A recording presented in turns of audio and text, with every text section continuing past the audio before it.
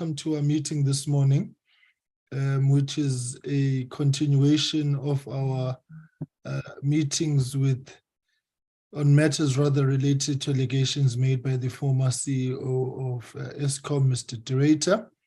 And you recall that the National Security Advisor to the President, Dr. Mufamadi, who was here this morning, was cited and named in one way or other, particularly along the lines of the naming or being informed about a politician or politicians or ministers involved in the Eskom corruption following the February 2023 interview that Mr. Director had with ENCA. So, Prof, we have met with Mr. Director following that interview that he had. Yes. And we've met with the board, we've met with law enforcement agencies, specifically the National Commissioner of Police and the head of the Hawks, and we've met with the Minister of Public Enterprises. And so this morning we are meeting with yourselves. What I'll do, colleagues, that we'll hand over to Prof if there's any initial remarks that he would want to make, and then we will go to questions. At Prof's request, he has requested that when we go to the question and answer session, it's one question, one response, for reasons which he has explained to me, and because it's consistent with the practice of the committee, I'm quite agreeable to that.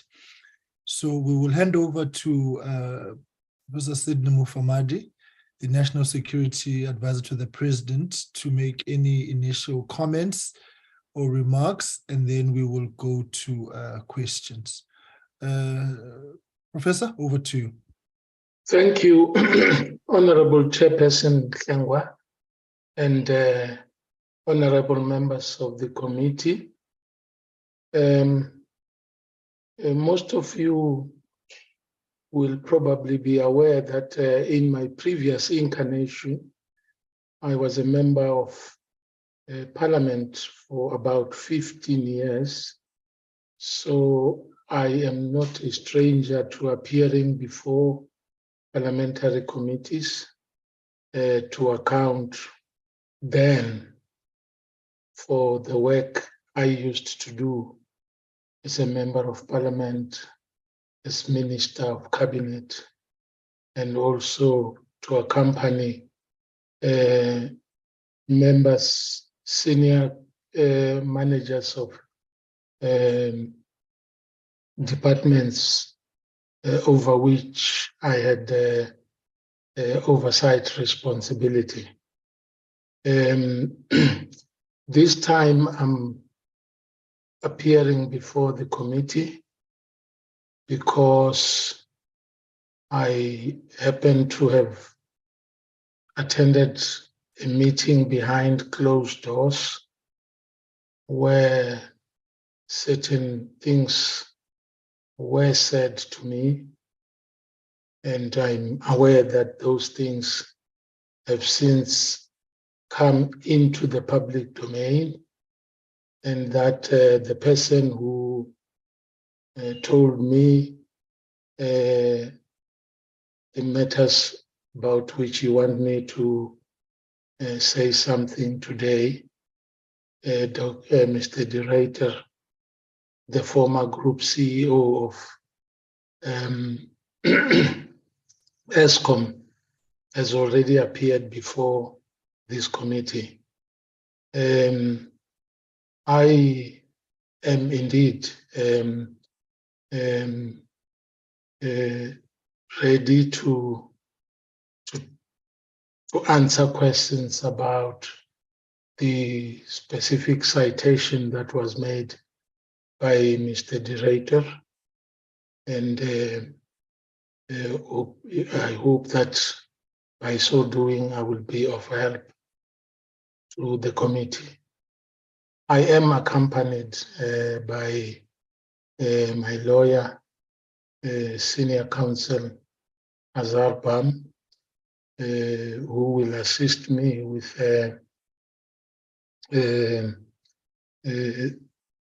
the facilitation from the point of view of ensuring that as and when buttons need to be pressed to ensure that we remain in tune with each other from the point of view of connectivity, that does indeed happen. Thank you, Mr. Chair, and members of the committee. Thank you very much, Prof. All right.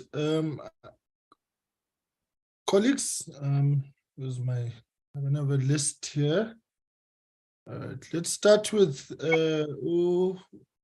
Honorable Hadebe, because he has an engagement. And then, right, Honorable Hadebe with an H, over to you. Thank you, Chair. I hope I'm audible. As I indicated, colleagues, I'm already at Good Hope Center. I'm about to attend a physical meeting. So allow me to switch off my video, but here's the proof of life. It's Becky Hadebe, Prof. Yes, thank you. The whip of the committee. Thank you so much for your time. Prof, please take us into confidence. Perhaps you would have seen and noted our interaction scope in relation to these very serious and damning allegations arising from the interview of Mr. Director. In that interview, there's a specific investigation report and serious and damning allegations that were made. And as per the former group chief executive, that report was also shared with you with the hope and understanding that it will find its way to the president.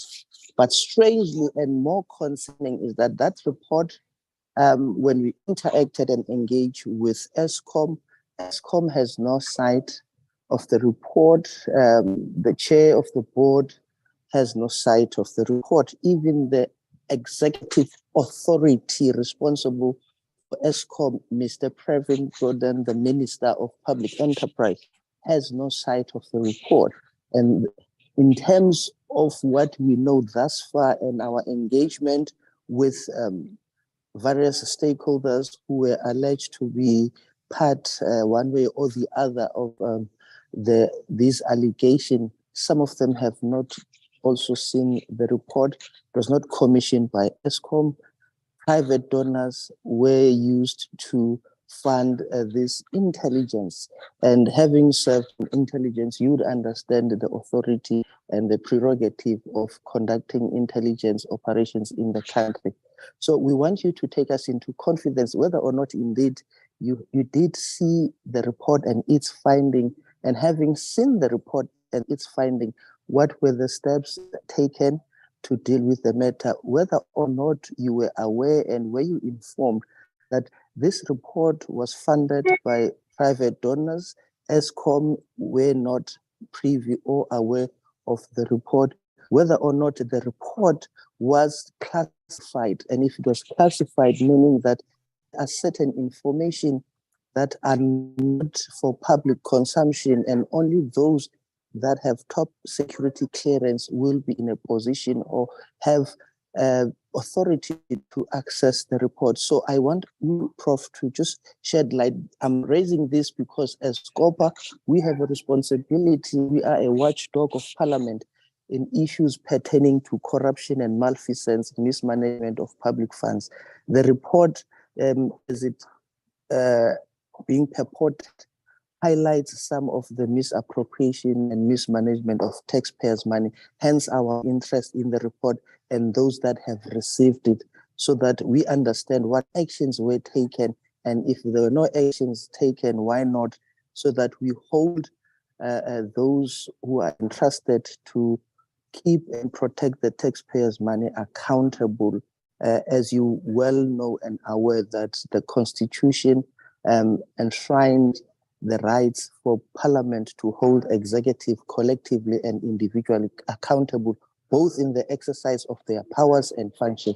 So I will leave it there for now and ask Prof to take us into confidence, because in a written submission by Mr. Underdirector, he has stated categorically clear that the report was shared with you. So tell us the nature and the context of what you've seen and it's in your possession, and whether or not such a report did manage indeed to find its way to the relevant authorities. Thank you. All right, thank you very much. Prof, so I hope you've gotten the gist of Yes, that. I did. Okay, did. because Yeah. colleague, Prof. Fomadi had requested that we put one question at a time, but if you've gotten it, over to you and you can respond to what Honorable Hadebe has raised. Yes. No, firstly, I need to say that if there was a hope that I will take the report to the president, such a hope was not expressed to me. The nature of the sharing of the report was not the handing over of the actual report. It took the form of Mr. Director telling us, and my sense was that it was correctly a synoptic presentation of what was contained in the report. So there was no report given to me, which I would then carry and hand over to the president.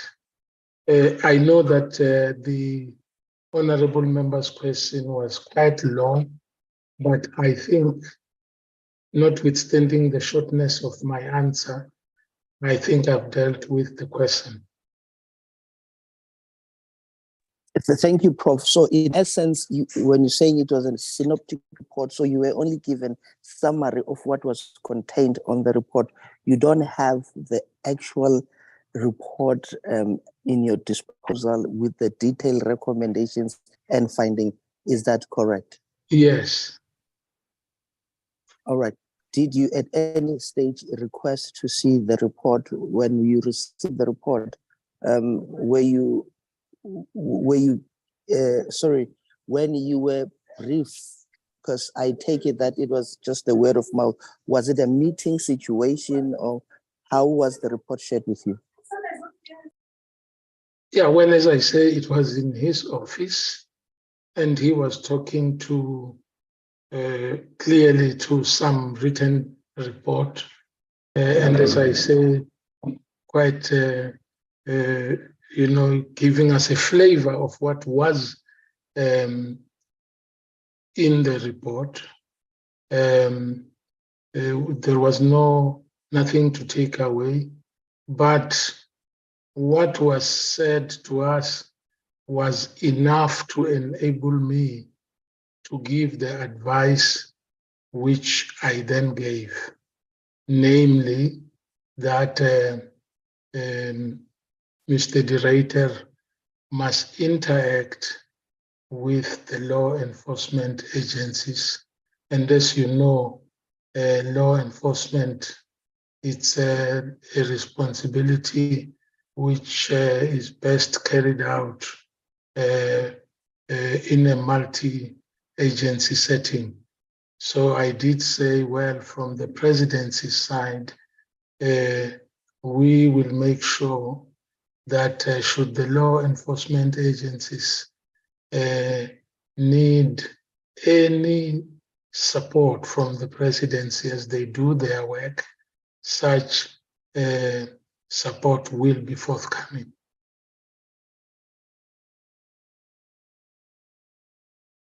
Thank you. Thank you, Prof.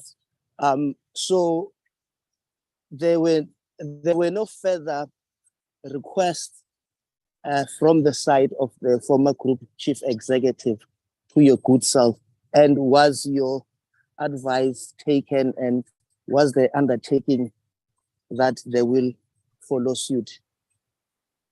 Yes, I can't say at what point did the interaction happen, but I spoke after that.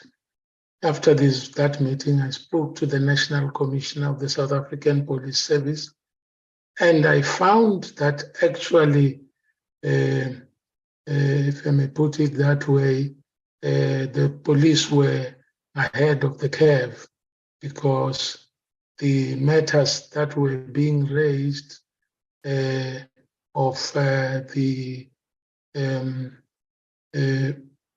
alleged, let me say, acts of criminality taking place in the power stations in Mpumalanga were already in hand, being investigated. And the commissioner did say, well, I'm in contact with Mr. Director. And I repeated to him what I said to Mr. Director, that if any point you need help, as you know, from the presidency, don't hesitate to get in touch with me. There is nothing that has since happened which tells me that that support is required. So the statement by the president during the State of the Nation address, which relates to success and arrests being made based on some intelligence report, would you say that was also in line with what was shared with you? Was the report in one form or the other, besides what was shared with you, found its way to the president? Do you have such knowledge or recollection? No, maybe I need to say that, you know, the president receives reports from any one of the intelligence agencies that we have, be it defense intelligence, crime intelligence, or civilian intelligence. I wouldn't know which specific report he was citing, because, as I say, he receives reports. So I am not in a position to say which one he was citing, and I hope you will then understand why I can't help you in this regard. No, fair enough. So were you aware that this report was funded privately and Eskom did not commission the report? When this report was shared with you, was such information conveyed or clearly expressed to you? Well, what I remember is that it was said that we commissioned the report. Now, you know, when you are invited to a meeting like that, you ask only those questions that require answers that enable you to do your own work.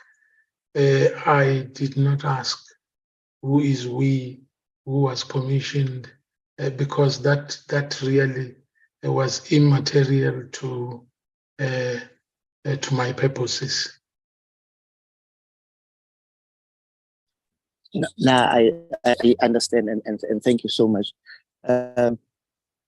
Would you perhaps recall exactly what time and when was this report or this meeting you are relating to took place? Was it 2022, June, July, November?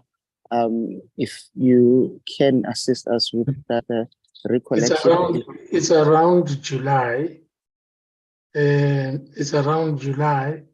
I would not have remembered the date, but I've since been told that Mr. Director says it was the 5th of July, 2023.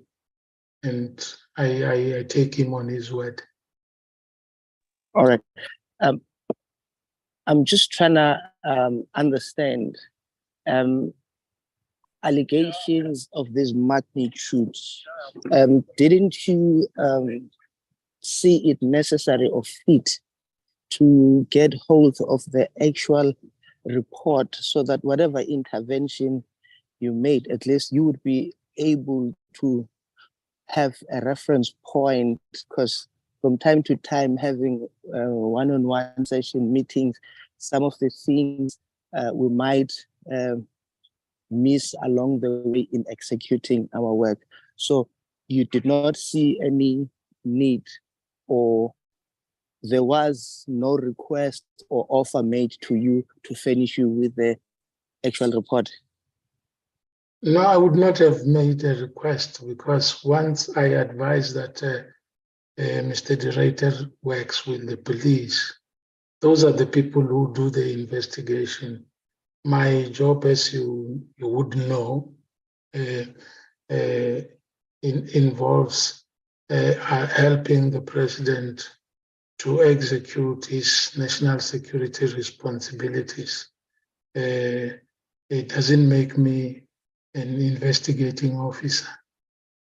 It's really at a very strategic level where I operate and interact with the president. Thank you so much. And lastly, since that meeting, were there any follow-up or update in regards to the report, or it was the first and the last of its kind? Did you receive any progress and indication that indeed your advice was executed and this is how far we are with the process? Or were there any frustration shared with you to say, after our meeting, Prof, I am frustrated by the lack of action from the law enforcement agents? Was such feedback shared or given to you? No, there was no indication that there was either frustration or an indication of progress, because, you know, really no one is obliged to come back to me and report progress or the absence thereof, because, as you know, such reports have to be given to line function ministers and to your good selves at appropriate times. So I drive on my own lane, and I think the people did not come back to me because they know what my lane, which of the lanes belongs to me. Thank you so much. And in also sticking to my lane, Chair, that will be the end of my questioning. Please allow me to join the other meeting as I move to fast lane. Thank you. Thank you. Honorable Van Menen, Honorable Mentor, stand by. Can I go, Chair? Yes. Thank you. The floor. Sure. Thank you very much, and good morning. Good morning, Prof. Unfortunately, we have load shedding at the moment. Oh. Just turn my camera on. I am here, but I'd rather keep it off because of the issues with bandwidth, if that's okay. If I may please ask you, can you recall who was at the meeting where this was discussed? This report. Well, I was there, obviously, and Mr. Director was there, the Minister of Public Enterprises, and one of his advisors. Thanks very much. And also, are you able to recall, was anything from the report discussed, or was it merely a conversation about the report without going into the details? Yeah, well, I don't know what you mean by details, but we were given a sense of the extent of the, I'm saying a sense of the extent of the pervasiveness of the criminality, organized crime that was taking place in the power stations. And of course, one of what I know would be the issues of interest to this committee was any name dropping. Yes, there was. I can't remember the various designations that were used. On one hand, I understand Mr. Director talks about high-ranking minister, high-ranking political office bearer. On the other, he talks about a minister. I can at least say, yes, there was a mention of a name or names. Thank you very much. Are you able to recall any of the names of apparent politicians who may have been involved, or at least against whom there are allegations? I do, but I don't want to raise your hopes. I'm not prepared to mention those names. Okay, so just to recap then, that you're saying that Minister Gordhan was present and that certain names were mentioned of people who are potentially high-ranking politicians. Who are allegedly. Allegedly. Okay. Was there any reaction from the other people at that meeting, in particular from Minister Gordhan? Not that I can remember. Not that I can remember. I've since been made aware that Mr. Gordhan is supposed, according to what I'm told is a book subsequently written by Mr. Director, is supposed to have mentioned some words. And according to Mr. Director, he was directing himself to me. But I'm saying I have no recollection of such happening. And I'm made aware also that although Mr. Director says the words were directed at me, he doesn't say that I responded. Okay, so you're saying, Professor, that you don't recall any of the words allegedly said by the minister in response to the names that were mentioned?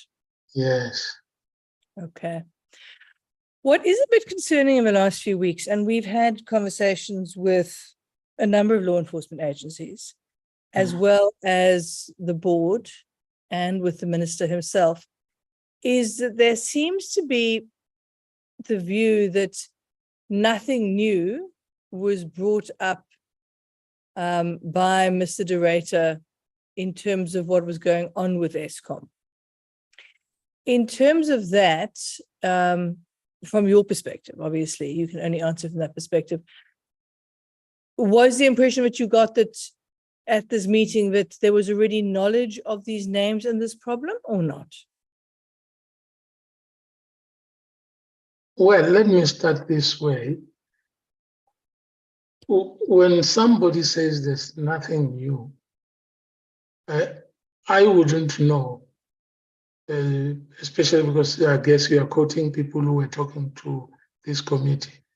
I wouldn't know whether they're talking about newness in relation to the names mentioned, or nothing new in relation to the totality of the report, as I say, plus or minus the names. But also, you know,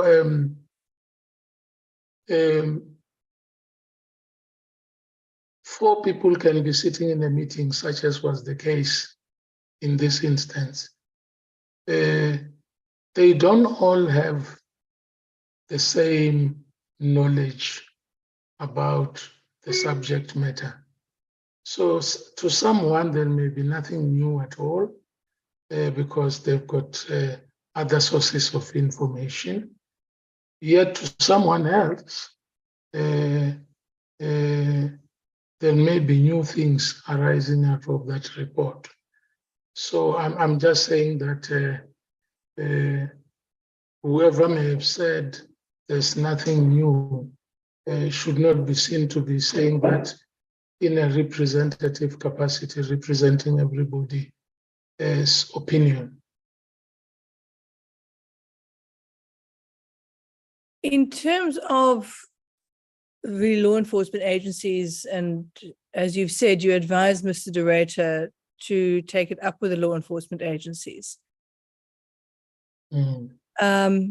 Would you expect those law enforcement agencies to actually follow up on such information as was provided by Mr. De Ruyter in this report?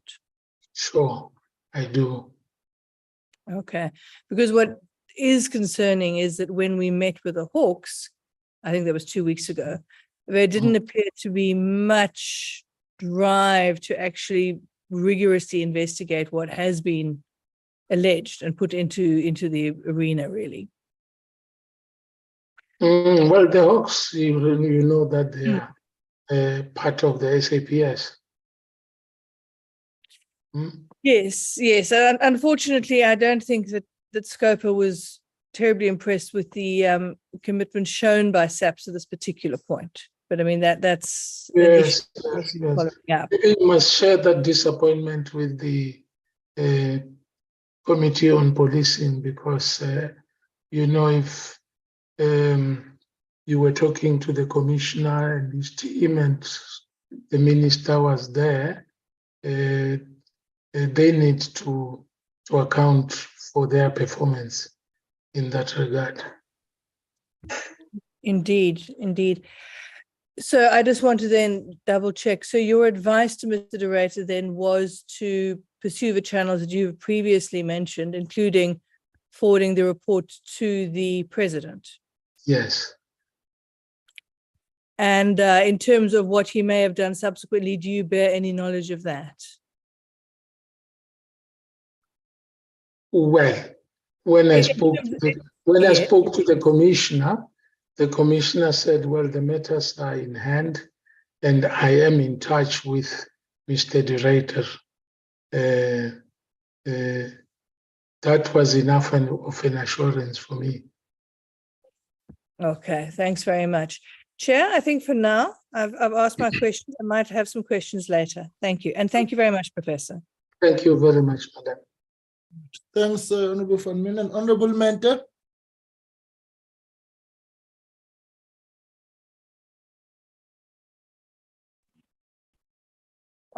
Thank you very much. I'm not sure if you can miss where network is kicking me out now and then. My good. Oof, your network is not Okay. great. All right, try pose your questions. Okay, no. And then if you Continue. get lost, we will. Yeah. All right, Honorable Let Mente. me try and connect with try. another network. Okay, you're audible now. Just stay where you are and proceed. Let me propose here that take a next person. I'm trying to get to another network. All right, cool. All right, no problem. Colleagues, I don't have the next. All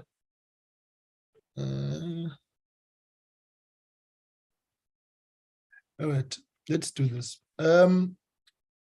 Prof. Chair. Yes, Madam. Yes, Chair. Honorable Bucas, over to you. Let's Okay, take Honorable Bucas. Yeah, all right. Thank you, Chair. Thank you, Prof, for your clarifications.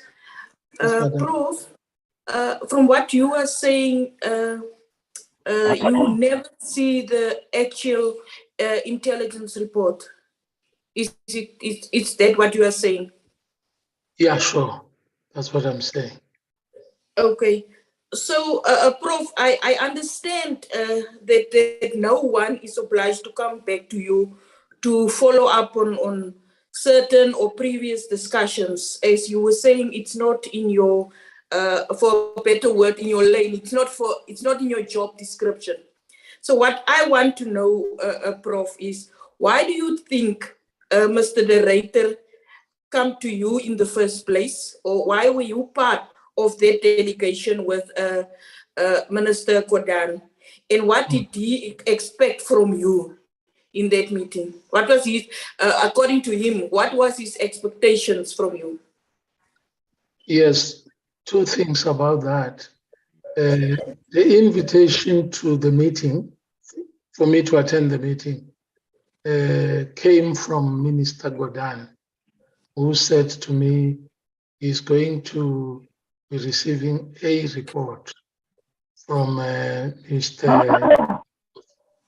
and he's asking me to please come with, so that should there be a need for a decision or decisions to be taken after that briefing, I can give him some advice. So that is the basis on which I went. I understand now that in the book, in Mr. Director's book, he says that he asked Mr. Godan to invite me to the meeting. I was not aware that he asked Mr. Godan to invite me to the meeting. What I was aware is that I was invited to the meeting by Mr. Godan. Okay, so on your side, according to you, the invite came from Minister Godan and not from the Director. I'm not saying not from the Director, because Mr. Director says in the book, I'm told, that he asked Mr. Godan to invite me. Yes. Okay.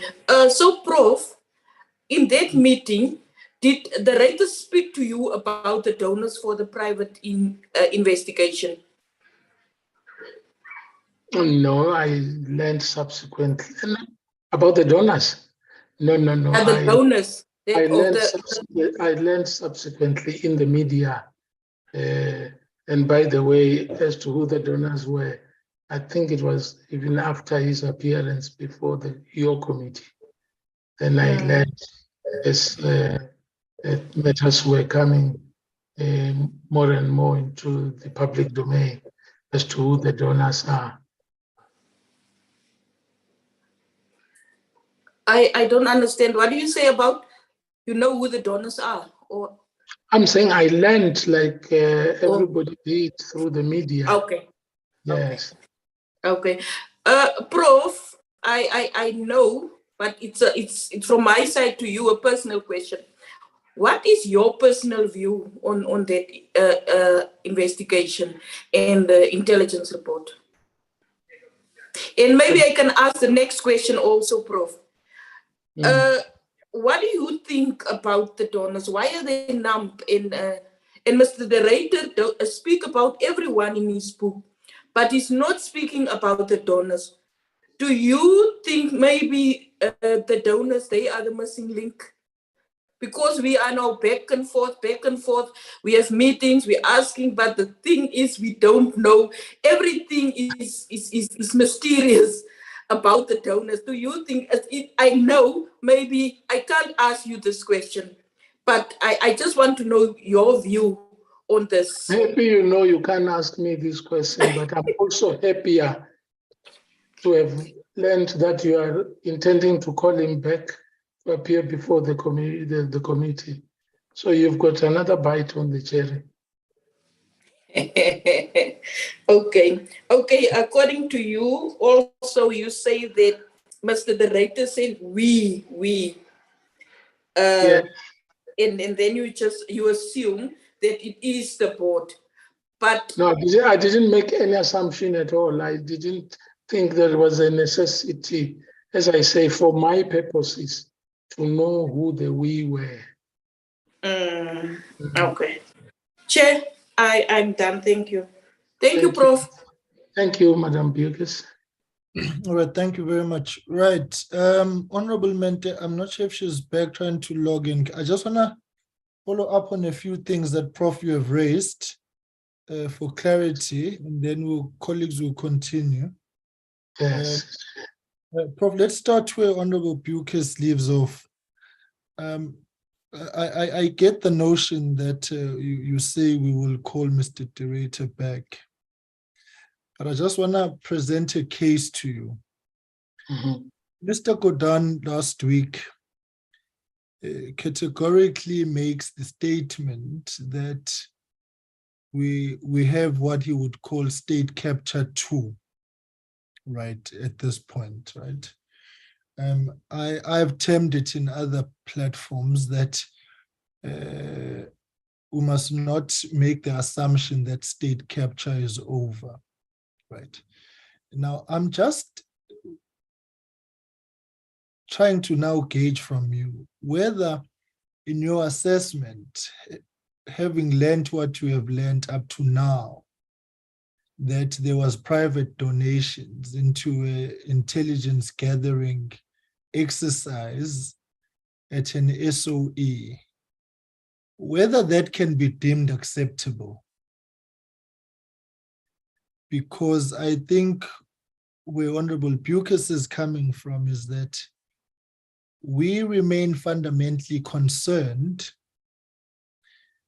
that, one, the law enforcement agencies are not moving with the necessary traction. I can put it to you in your capacity as the National Security Advisor that we are not happy with the SSA, but I'm not here to debate or engage in the merits and demerits of that case. That's for another day. But we're not happy for a host of reasons. Now, Mr. Derrida was not vetted, right, up until he left his position as the CEO. So where we have an issue, the number of my question now is, you have an SOE and its CEO unvetted engages in intelligence gathering on the basis of private funding, and it has emerged now that this was not a board decision. And so we would really want to get an assessment from yourself as to whether that is something to be concerned about and why we should be concerned about it. Because, yeah, so let me leave it at that, because you received a briefing in July and the law enforcement agencies say Mr. Derrida only made a submission to them in writing in April 2023, notwithstanding the discussions with Brigadier Berger that took place, but that in writing. So it's 9 months after you had been briefed on what I assume was this report.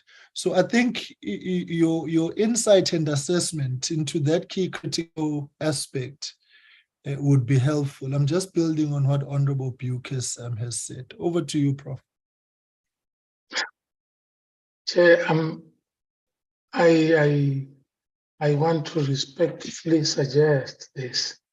You know, my role definition is something that I put on the table up front. So I advise the President on matters, some of which are matters we are raising right now. And I know that you correctly are trying to get to the bottom of this matter. I know that if you want advice from the parliamentary system, you will get it. I suggest that on matters that I advise the President, I should not repeat the advice I gave to the President on this platform, but also because I know that you don't have a paucity of sources of advice as this committee.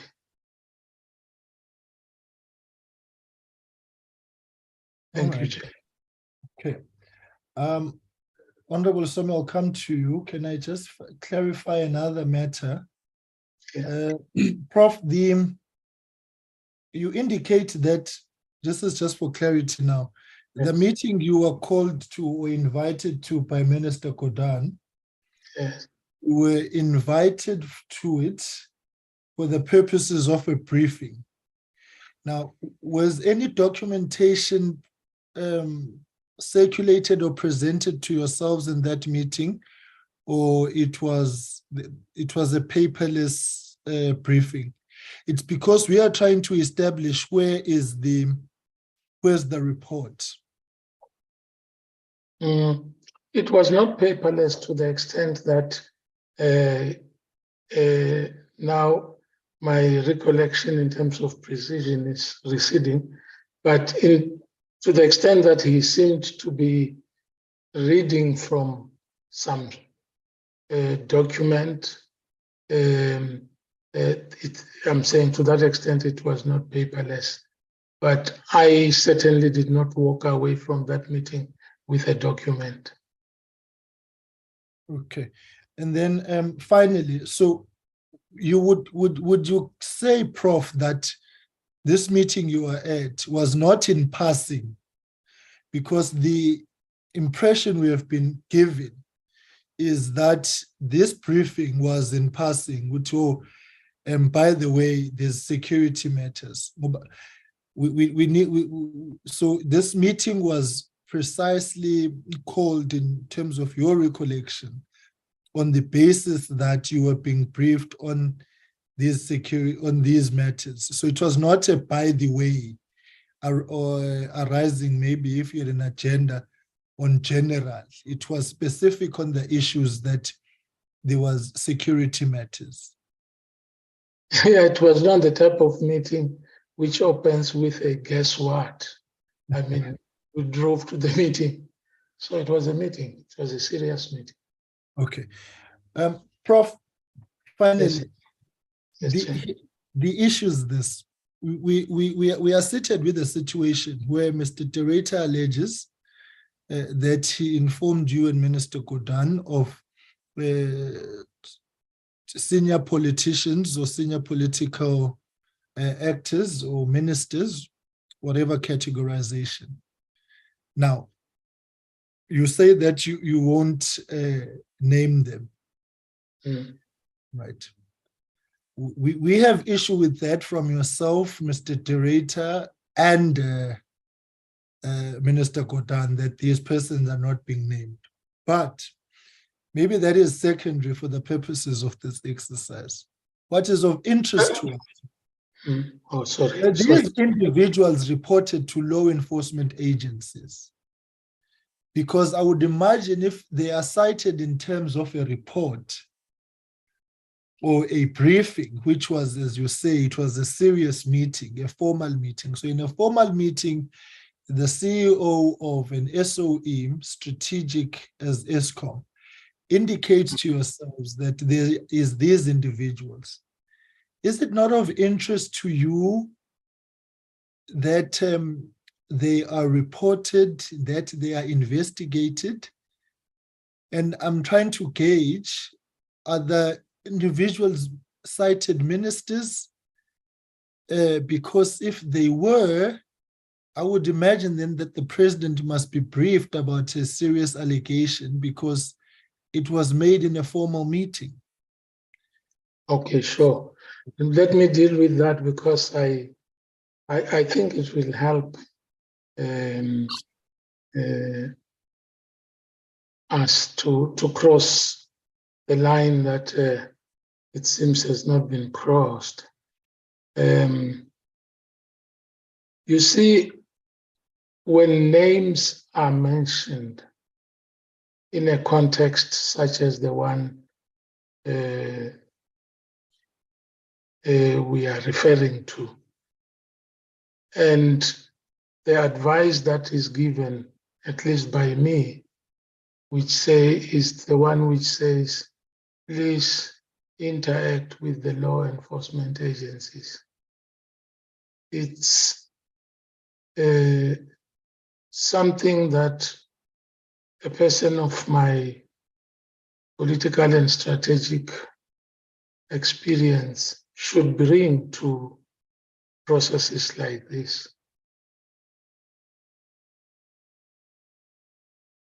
You expect, once investigations take place, that when the investigations reach a certain level of optimism, In other words, once the investigators are satisfied that they have verified everything that needs to be verified, they will make the determination as to who needs to be informed, and the time appropriateness is also a factor.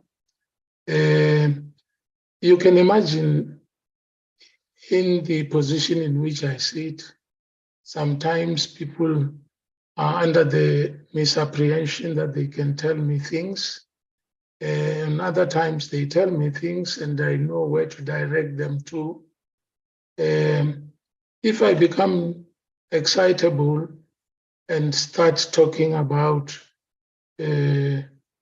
names of people who are being suspected and so on, it's either I will be doing an injustice to those people or I'll be undermining investigations.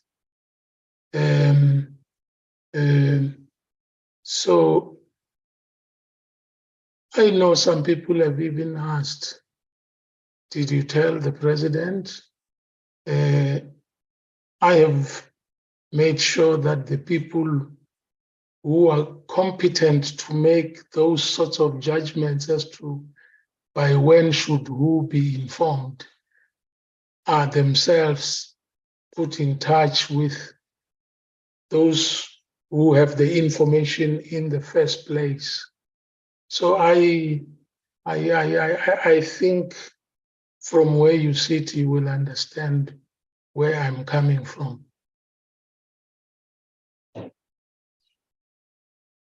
Okay, thanks, Prof. I will come back. I just wanted to clarify those matters that arose out of the questions that members had been asked. Okay, Honorable Somyo, can I crave your indulgence that you stand by and we allow Honorable Mendebo, she's got connectivity issues, so that while she's got network, she can proceed. Honorable Mende, over to you.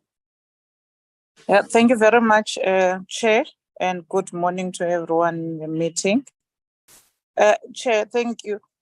Now that we have established that the meeting was a formal meeting, it was not a meeting in person, and an agenda was shared amongst the parties that were in a meeting.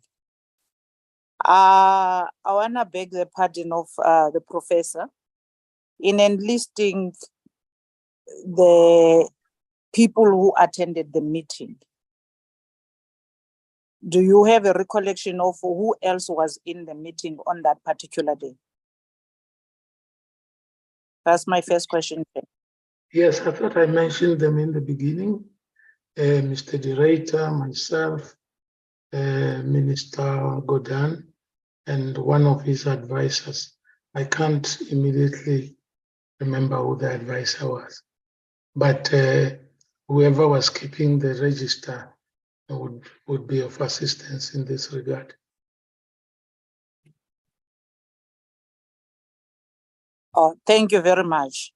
Was the chairperson of the board supposed to attend the meeting on that particular day, or the meeting was not of use for him, or he was not an invitee of that particular meeting? I had no role in planning the meeting, so I don't know who else was invited, who declined, who turned down the invitation. I don't know. Honorable Mende, maybe just for clarity, I think it was when you were just having that disruption, the Prof has indicated that he was invited to that meeting by Minister Godan. And so his role would be limited to only being invited. It was not his meeting.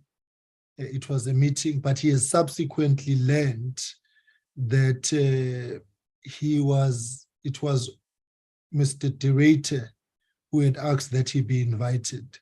So he was an invitee at that meeting. So I just want to clarify that, because I think it was during that time when you were having that network issue. Thanks, Chairman.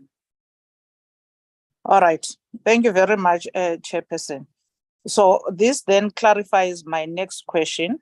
And please bear with me, Professor, because I want to get to the bottom of what I want to understand. So this then clarifies that this is not a normal session wherein you get feedback or progress where Eskom is concerned. This was a once-off. Am I correct?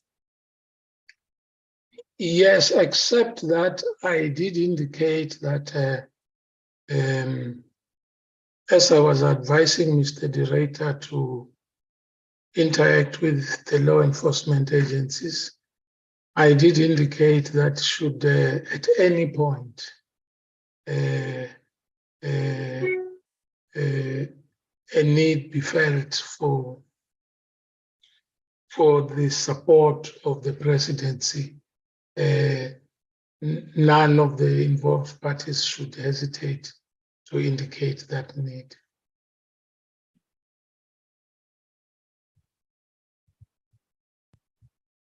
All right. Okay, I hear you. Now that you attended the meeting and there was this particular briefing, and I don't want to assume that the meeting was on matters of Eskom pertaining to criminality or rather broader Eskom issues that you had to hear in order for you to pass them to the president. Now, my question is, when he shared whatever information that he shared pertaining to Eskom, was it for the purpose of you passing the information to the president, or was it for the purpose of you understanding them and advising him, or rather take it directly to the structures where it should go to, like the police or the office of the president, whoever is handling the matters of Eskom? What was the purpose of him giving you this information to your understanding? Well, Eskom has got unmediated interaction with the presidency, not through me. And as I said, if there was a hope that I will take the report to the president, that hope was not expressed to me. What I was asked to come to the meeting for was in the event where the minister feels that at the meeting he needs my advice about what to do after receiving the report, I should give that advice to the minister and by extension to Mr. Director. And that is the advice I gave.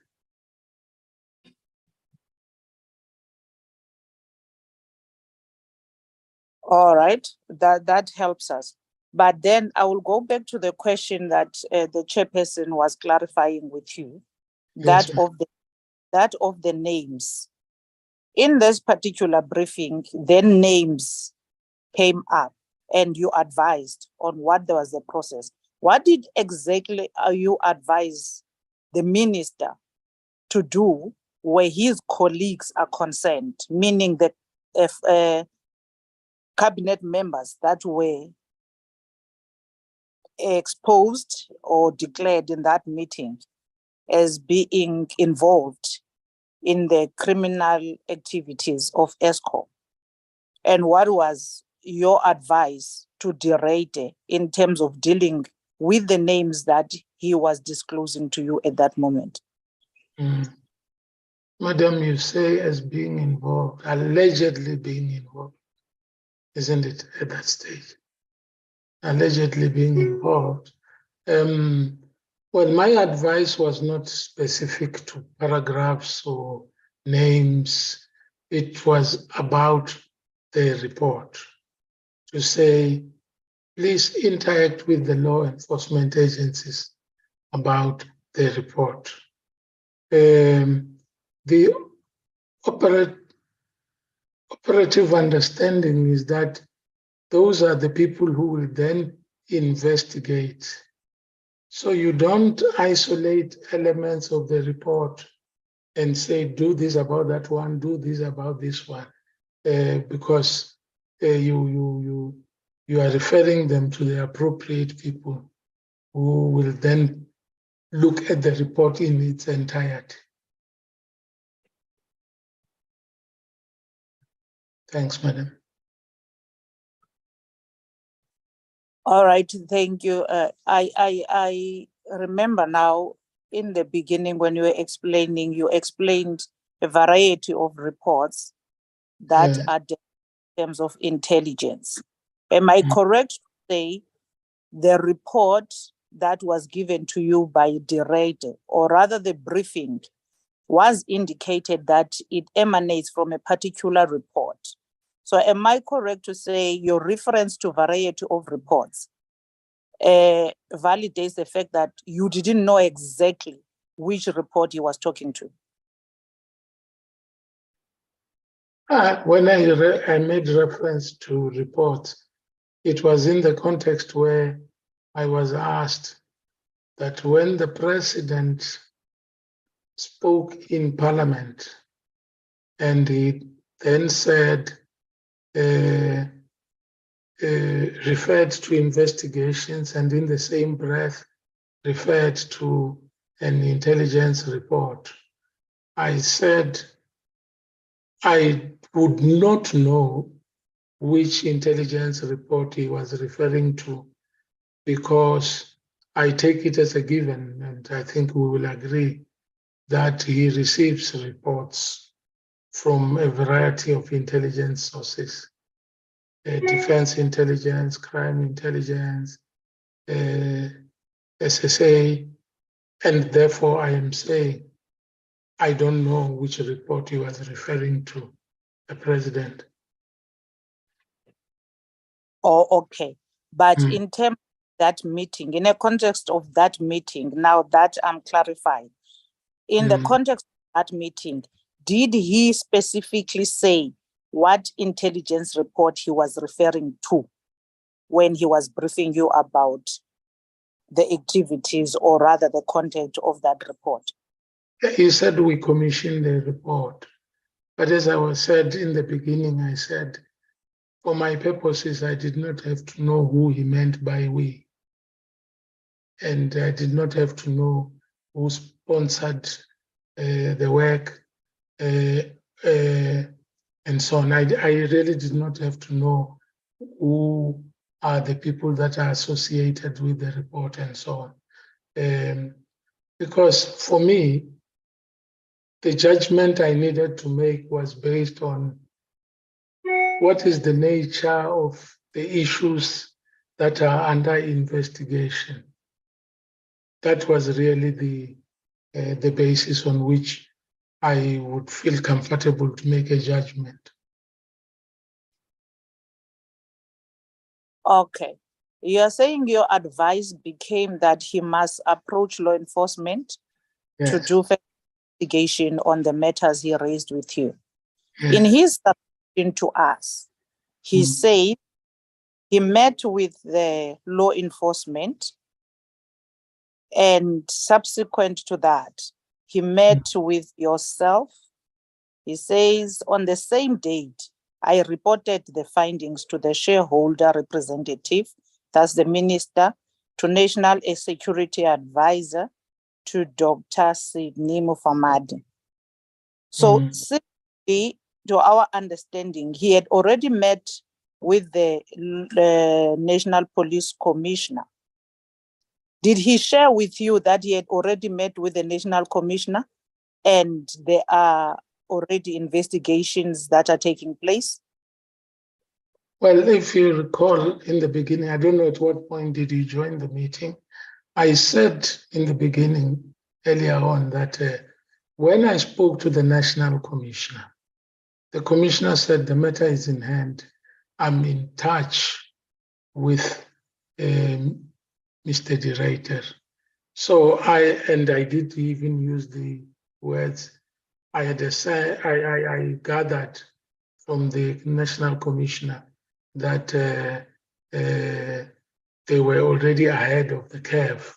I was happy about that, but I reiterated the commitment to be of help should the need arise for help, so that it could also, I was actually reiterating it as it's something that was not a new commitment, it's a standing commitment that is known to the agencies. All right, no, thank you very much, Chair. Thank you, Madam. All right, thank you very much, Honorable Mente. Honorable Somia. Thank you very much, Honorable Chairperson, and good morning, Prof. Morning, Honorable Somia. Yes, the context is a bit different. I hope you still recall Imvoza Bantundo. Kubanjwa into Nomvenda. Yes. Yeah. The context is a bit different. This is a friendly context. Yeah.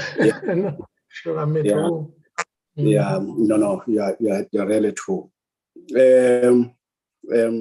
Prof, you have said in a number of instances in your sessions that you provide security advice to the president, and taking your word, knowing very well that you are in that office in terms of providing that advice. I take it that Eskom has been one of the interesting elements of that kind of work that you provide. Is that not so? Yeah, sure, but yeah, no, it has been. Let me put it that way. Yeah, because I'm driving a point there, Prof, that currently we've got serious challenges in terms of energy, and the absence of such would lead or is a driver of serious threat to security of the country in a number of ways. Is that not the point? Yes, it is. How many times have you met with Mr. Director? Was it for the first time that you met with him, or the last time that you met with him? Well, I think it was the first time I met with him. Maybe I need to make the point so that if I understand where you are going, then things should become clear. Okay. Yes, as I was saying, I am there in this role to advise the president in order to enable him to execute his national security responsibilities. And as you would know, issues of national security have got both the domestic and international dimension. I don't have a very, very big office, but I have to make sure that we track from that office developments in the sub-region, in the region, in the country, and globally, and make them strategically, the information that we do research at that level, strategically intelligible. So there is no expectation from the president that I will be meeting so many individuals 4 or 5 times and so on. So yes, I met Mr. Director. I've met him, I've seen him in meetings where he comes to brief policymakers about his work, but seen him from that sort of distance. So unless I misunderstood where you are going, don't go where I'm going. Just let's just focus on what I'm saying. Okay, no, that's fine. That's fine. Don't worry. Yes. I wouldn't really remember all the time that I'm meeting him again. I'm meeting him here, so on. I wouldn't. Yeah. You see, I'm asking these questions as well, knowing you, Prof, in various capacities. Yes. You know, the country, well, the cabinet has a number of resolutions, and there are a number of telling decisions on various matters, Yes. which are of a security nature, and some of them emanate from various critical information or documents that might get into your hand, and then you make your own analysis around such, and then provide that kind of advice. You see, you then refer to a report. You are briefed about a report, and you never received a report. Do you take your briefing, the synopsis that you receive, as an intelligence a report emanating from an intelligence report? No, I don't regard everything that I'm told as intelligence report or intelligence. But if somebody says, what I'm talking to you now is from an affidavit, I don't say, show me who signed it and so on, unless that is necessary for purposes of what I need to decide. If somebody says, I'm telling you something from an intelligence report, what I have to determine is what should happen to that which I'm being told. And in this instance, I think I told the committee that I advised that it be shared with the intelligence agencies. I mean, the law enforcement agencies. So I don't regard everything that is whispered to my ear as intelligence. No, I'm asking that question specifically. This is termed, widely publicized, an intelligence report. You take this report and you have assimilated it as such, and you have taken its own facts as such, wherever you have gone to the police or whatever, in terms of that kind of questioning it as an intelligence report? Not quite, except that I refer it to the people who will make that determination in order for them to determine the next step.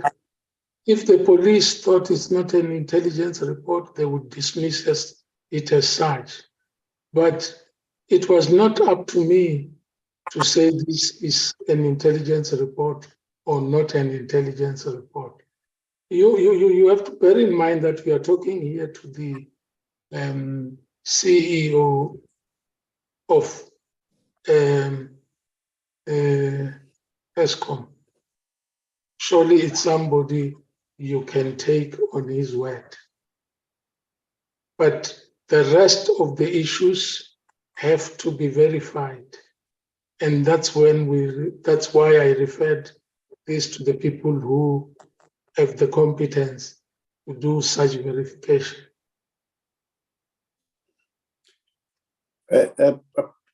Prof, you handle matters of security, matters of intelligence, You are a writer of report. In terms of your review process, as a hailed outcome, in terms of the review of SSA and all that stuff.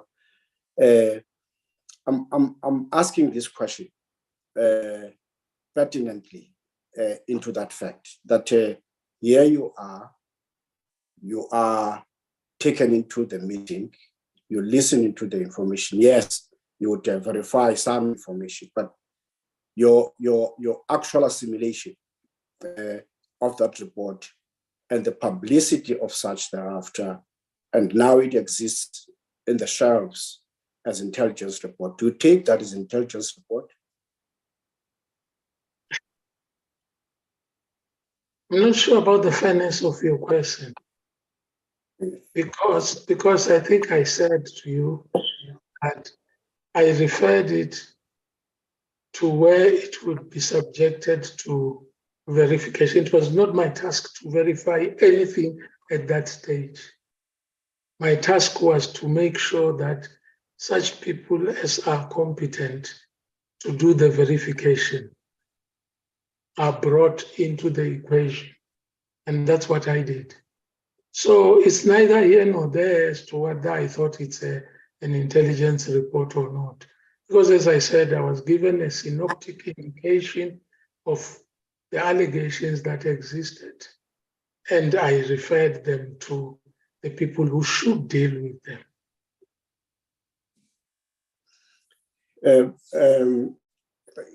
Cabinet at some stage, I think 2013, took a decision for those who are employed in various positions to be vetted. Yes. Yes. In your full or in your understanding, is that resolution with all fairness being followed up to its own logical conclusion by various platforms which are supposed to implement such? And in your own analysis, what do you think needs to be done to effect such a resolution? Mainly on vetting of yeah, let me say this. Let me show this. You are referring me to 2013. You referring me to some work that I was asked to do before I got appointed into this position. What I can say to you is that in the context of that work, which I did in 2018 as part of a panel which was looking into SSA, a number of things were identified which needed to be attended to by way of recommendation to the president, which needed to be attended to in order to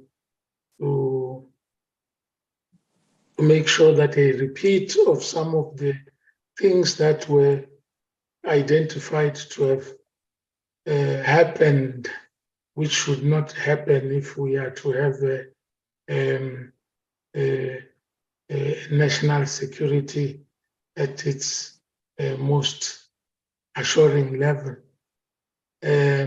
So those things were identified, and in the current post in which I am, I know that the National Security Council has noted that the president adopted the reports that were submitted with their recommendations and so on, as formulated a programmatic response to the recommendations that were made.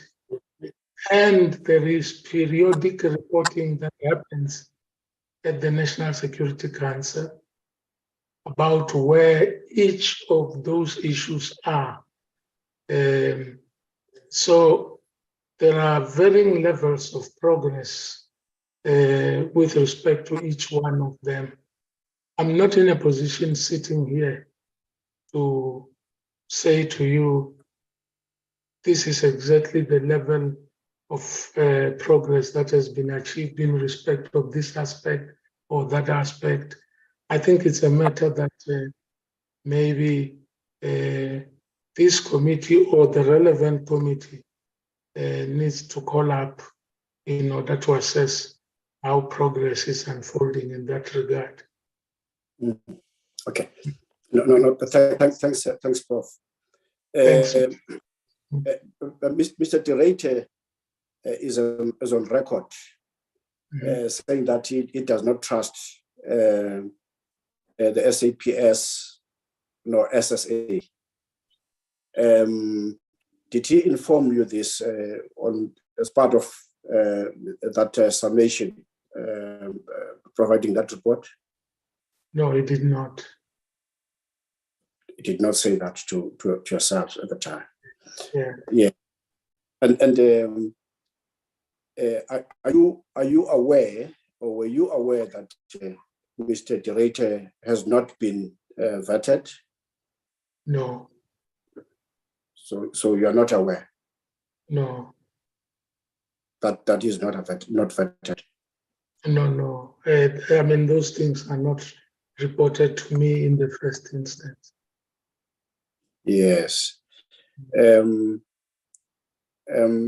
He confirms that even in his book, and when the minister was asked the same question, he has a view which he expressed that he could not provide his own financial information to SSA because he does not trust SSA. Has that come to your ear at some stage? No, as I say, those things don't get reported to me. The minister may be saying it from the vantage position of being the line function minister for the department, for the entity in which Mr. Direte was serving. Now that you are aware that indeed he has never been vetted, having to operate at that level, one of the key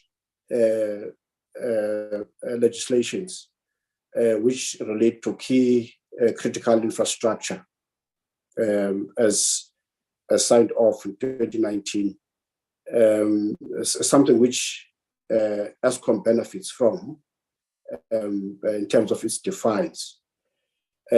What could you say about individuals who occupy such offices who have not been provided such a sense in terms of security clearance?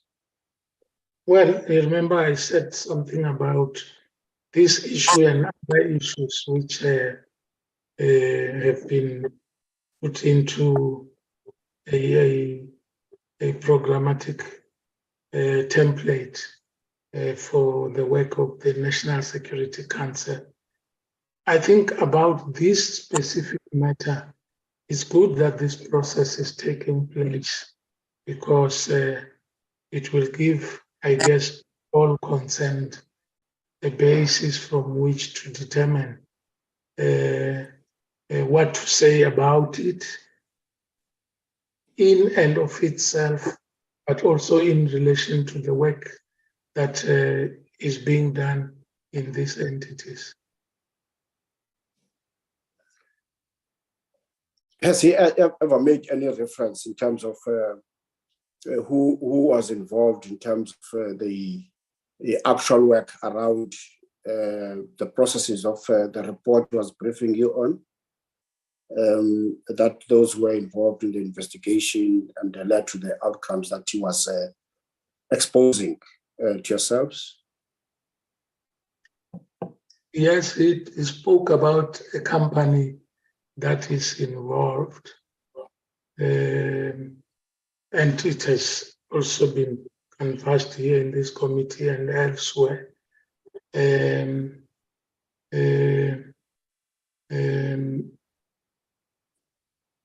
if I can make a friendly request,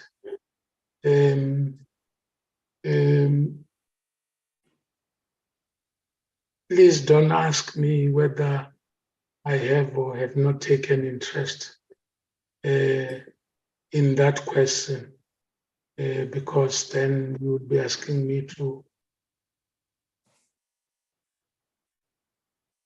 talk about things I shouldn't be talking about on this So you don't want on this platform, which is on this platform. Yeah. On this. Okay.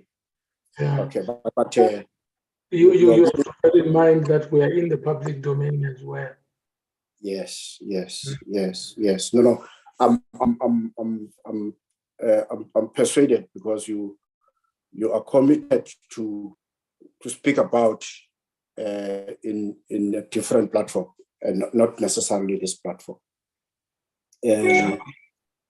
So I'm persuaded to hold them within what you have said, Prof. And you know the intention of holding this kind of a session with people like yourselves is as well informed by the fact that would want to say at the end some of the things should not happen. They should happen in a particular way. Sure. Now that you know that indeed some of the things which ought to have not happened this way have happened that way. The outcomes of what now you term you're given a synopsis was led into a number of things. One of those things, now we know that a certain company was appointed for security. And we know for a fact, and I'm definitely sure you know, that any security company which is involved in some form of a commitment to work within the defines of critical infrastructure are supposed to be thoroughly vetted and receive clearance, security clearance accordingly. You see, now we know for a fact, highly publicized, that one of the outcomes of that report, which we were briefed about, was the appointment of security with a cost of 500 million rand, something which we know now, in that instance. As an individual who provides such advice, which relate to matters of security and the necessity of that security, specifically for Eskom and its own infrastructure. What do you take out of such outcomes, which are a result of a report which you say yourself is subject to verification because you had to take to some other institutions for that kind of verification? Mr. Somio, if you were the president and you were asking me that question at an appropriate place, I was going to give you an answer. Yes, so you have an answer.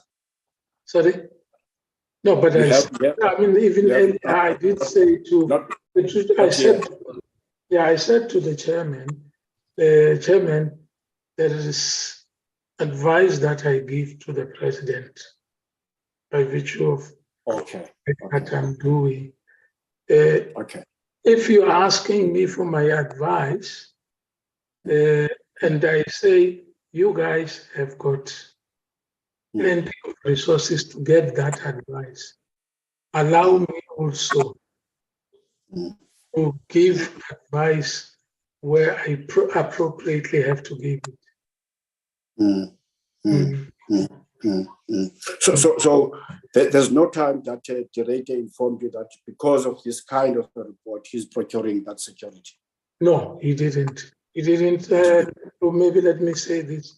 I mean, the things you learned publicly, how much this cost and so on, are things that I also learned the same way as you did.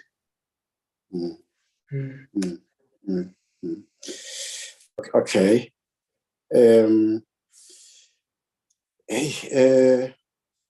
Is it wise to use a private intelligence sources for this kind of work, which we are now dealing with here in terms of your deep knowledge about these matters? Well, you know, I wouldn't give a blanket answer to that question, because if you saw the report that was issued by a panel which was appointed in the immediate aftermath of the upheavals of July 2021, July 2021, in KZN and Gauteng, there was a recommendation about the need to use resources, public and private, in order to ensure that we get on top of the stability challenges that we are facing as a country. And indeed, I know that the National Security Council did say it encourages collaboration, encourages the state entities that deal with security matters to collaborate with the private security industry. And now, there are questions of principle and questions of detail. So when you go into detail, you will then say, how do we make sure that this collaboration does take place and that it meaningfully adds to the efforts we are making to bring about stability in the country? What are the opportunities we see? What are the challenges, the threats we see? How do we de-risk this undertakings and so on? So I'm saying those are questions of detail. But as I was saying, I think it will be wrong to try and find a no-yes answer on the basis of a blanket in-principle position. So there's no informing legislative environment around the utilization of the private intelligence entities for that kind. Yeah, it's probably one of the issues, as I say, if you go into that programmatic template, it may well be one of the issues that are in the works. But I'm saying also that you will have to talk more about discretions, that the discretionary effort that goes into organizing such relations, because there are instances where things were done and they worked well, and there are also instances where there were problems. What do we learn from both cases? What are the takeaways? So it's a process in which, especially if you are venturing into a new way of operating, where there will have to be some learning by doing.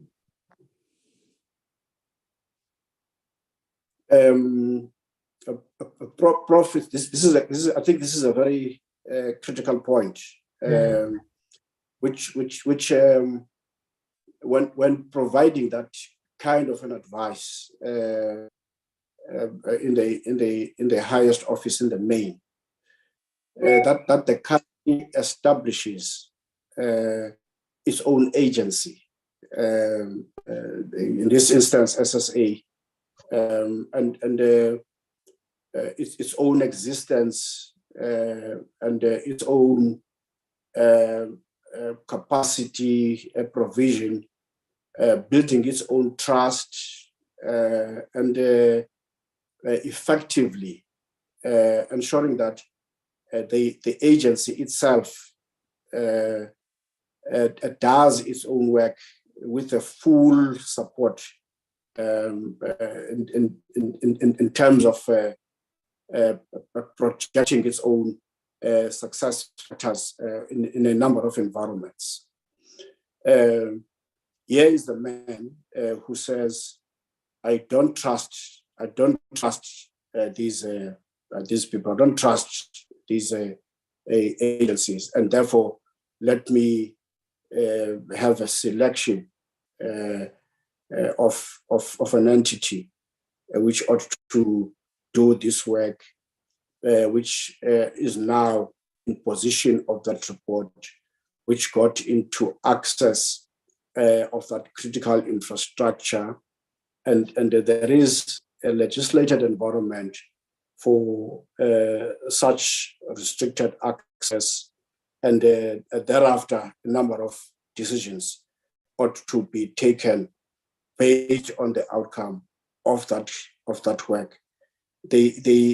South Africa as a constitutional state, in its own observance of a regulated environment becoming so critical, and then if we are lax around such elements, leading into waning authority of agencies, something which should not be perpetuated in a way. You stand to pen that kind of an assertion, and here we are. We're talking about the men who have made use of the elements of what you yourself have subjected your time, your energy, in terms of assessing the existence of that agency, wanting to propagate for its own power and authority. And here now, we're talking about something which is floundering around such a kind of a scenario. What is your view?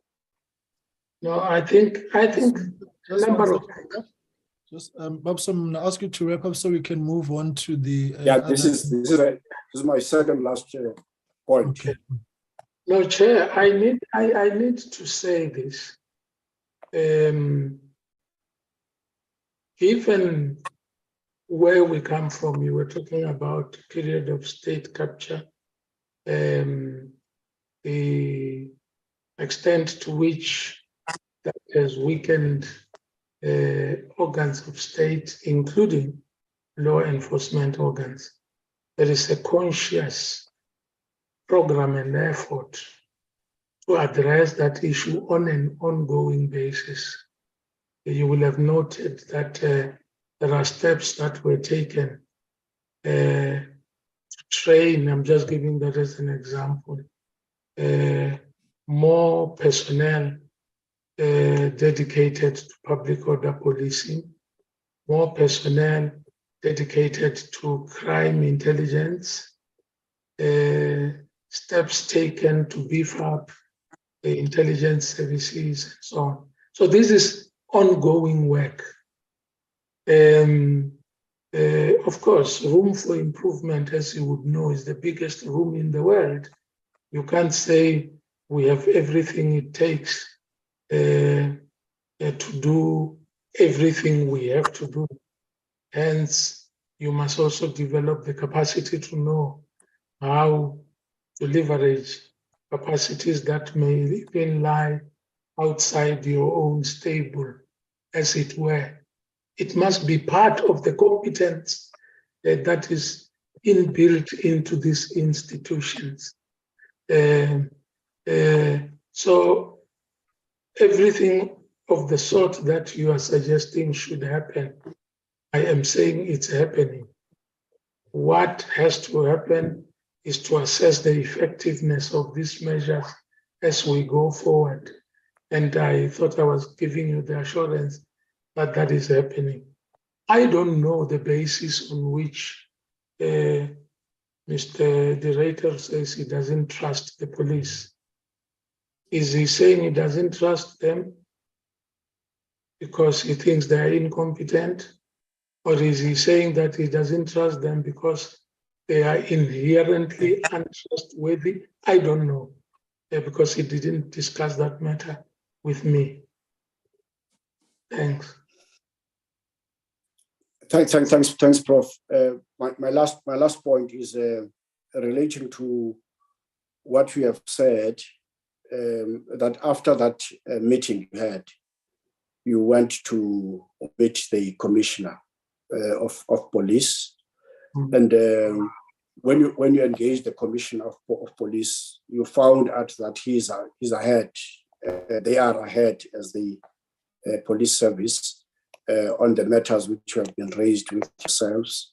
Were they ahead because they got an alert on such matters from that report by Mr. Terete, or were they ahead because inherently they were doing their work and matters of Eskom were found on their own radar, and therefore they were dealing with those matters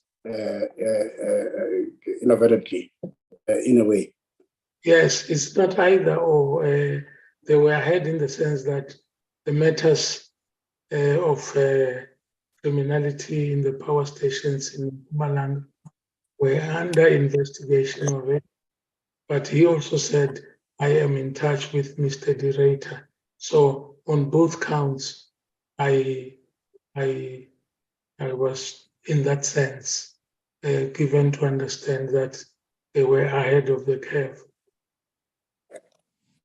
Thank you very much, Prof. Thank you very much, Chair.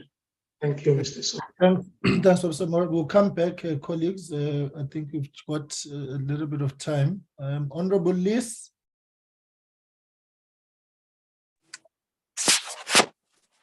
Good morning, Mr. Chairman. As you can see, I'm sitting in my car. And good morning, Professor Mufamadi. It's good to see you. And yeah, good to be able to chat to you. Yes, Mr. I hope you are well. And yeah, all I want to say to you, Prof, and thank you, Mr. Chairman, for giving me the opportunity, is that it's been an interesting morning and I really want to commend you and thank you for responding to the questions in as much as you have been able to. I mean, there are a couple of that you've declined to, and you've given us good reasons why you can't reply to some or give us some of the information. And you haven't obfuscated and beat about the bush. And I really just want to express my appreciation for the manner in which you've dealt with this committee, which can be a very fractious one, although this morning I think we've been very polite and haven't been fractious. So that's my input. I've learned a great deal from you this morning. Thank you very much. But the main thrust is to thank you for the way that you have indeed responded to us. It is very refreshing. Thank you very much. And thank you, Mr. Chairman. And I hope we'll perhaps have a cup of coffee together sometime. Thank you, Prof. Thank you, Mr. Lins. And thank you indeed for being polite with me, because, you know, nowadays you pick up high blood pressure and other problems when people are impolite with you. Thank you very much, Mr. Lins. I can assure you, Prof, we are always polite. Lest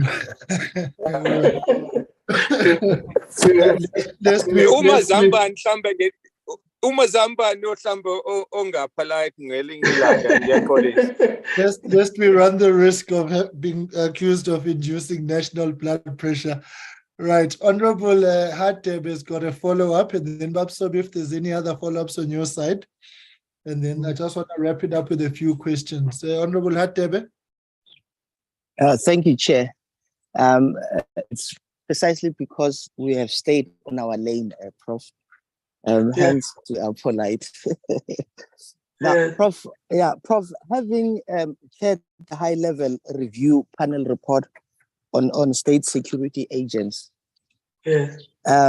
would you say, in terms of delivering the final product to whoever the report was destined to, having said to us, you were called by the executive authority, the minister, to accompany him, and in an event where advice will be needed, you would do so.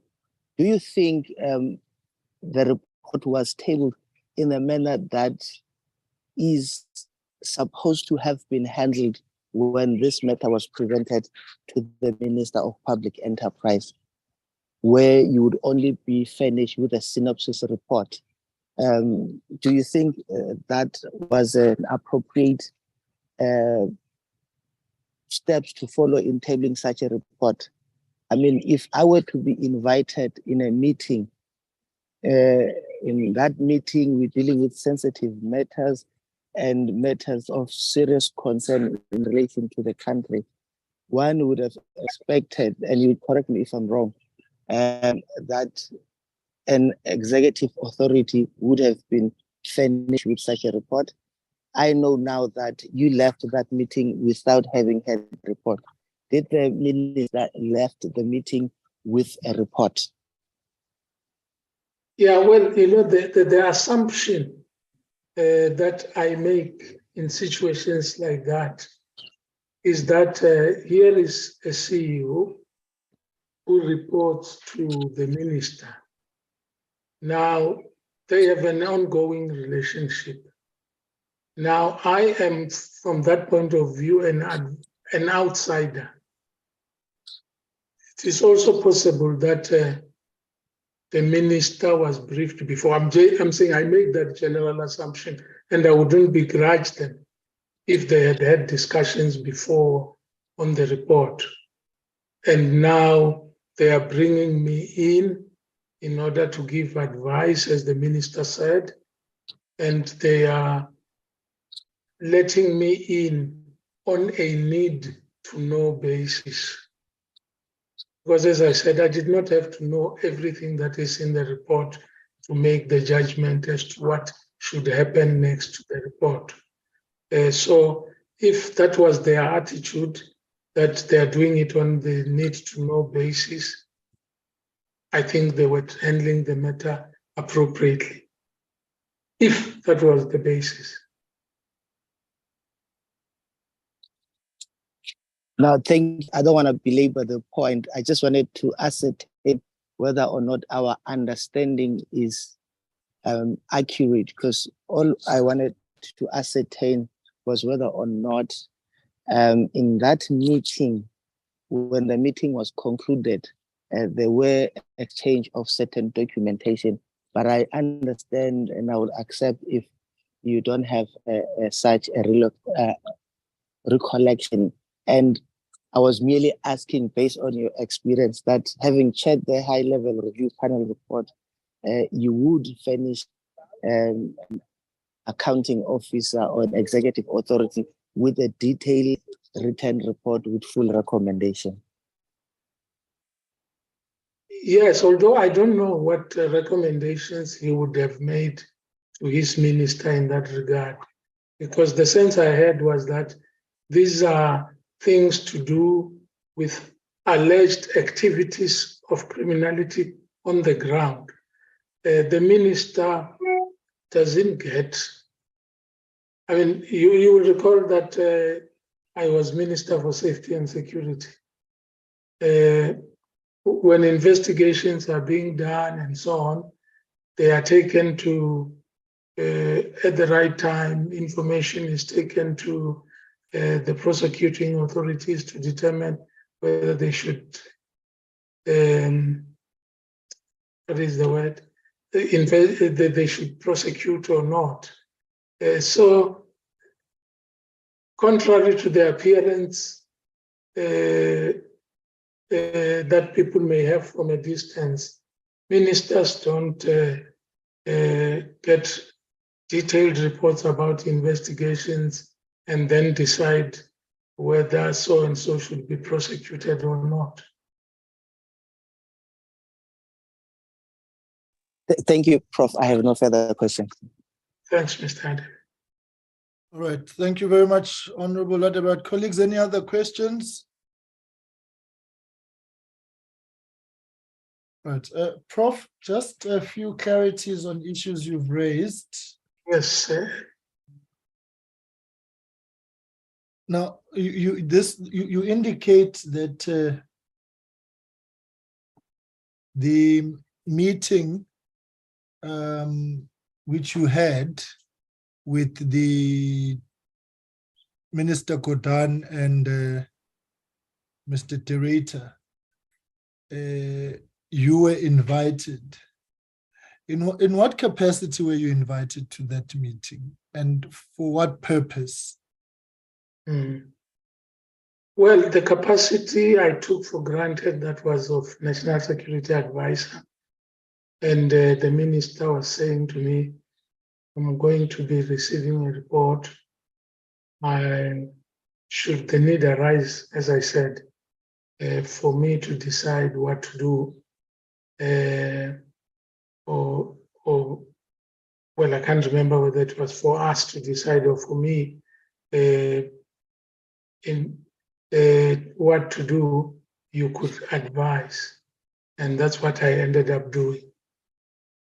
So in your capacity as the National Security Advisor to the President? Yes, you know, let me also say this, I'm National Security Advisor to the President, but I understand that issues on the ground do not always wait for processes and so on. So on one thing or the other, a minister, a DG may seek my advice. Therefore, I'm a resource available to the government in that sense. You can also stop me in the street and say, you are National Security Advisor. I have got this issue. Can you give me advice? If I have time and some wisdom to share, I do share. Okay, so that opens another door for me momentarily, Prof. Yes. I would imagine then, however, that the President being your appointing authority, that from time to time, you are to brief the President.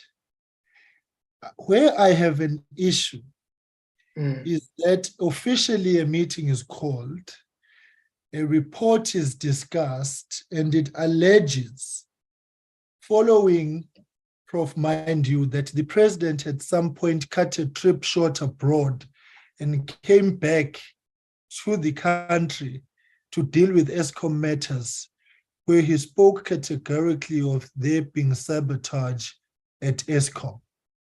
So I would imagine that already there is heightened sensitivity around Eskom with the President and the Presidency and his team, which would be inclusive of yourself.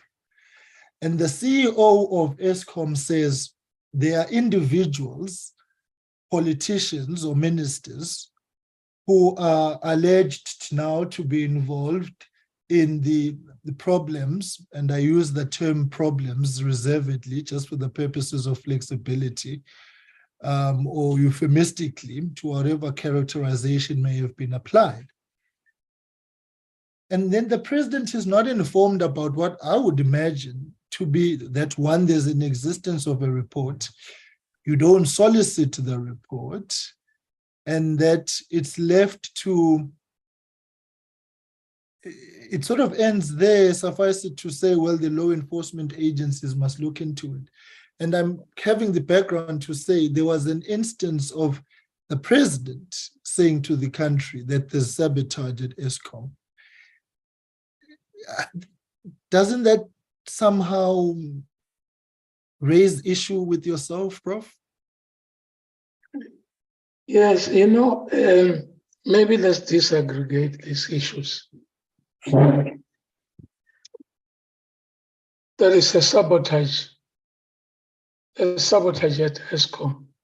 If the president makes a statement like that, it doesn't make it likely.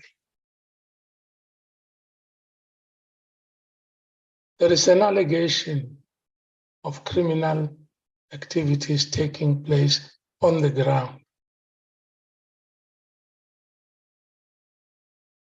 The people who are making that allegation are asked to get in touch with those who have the competence to verify the allegations. I have been around long enough, generally in public life for almost 50 years now. I have worked in a related portfolio to what we are talking about now. I know that even the police know that they cannot get an allegation and run with it to the president. They must be able to answer the questions that the president will raise.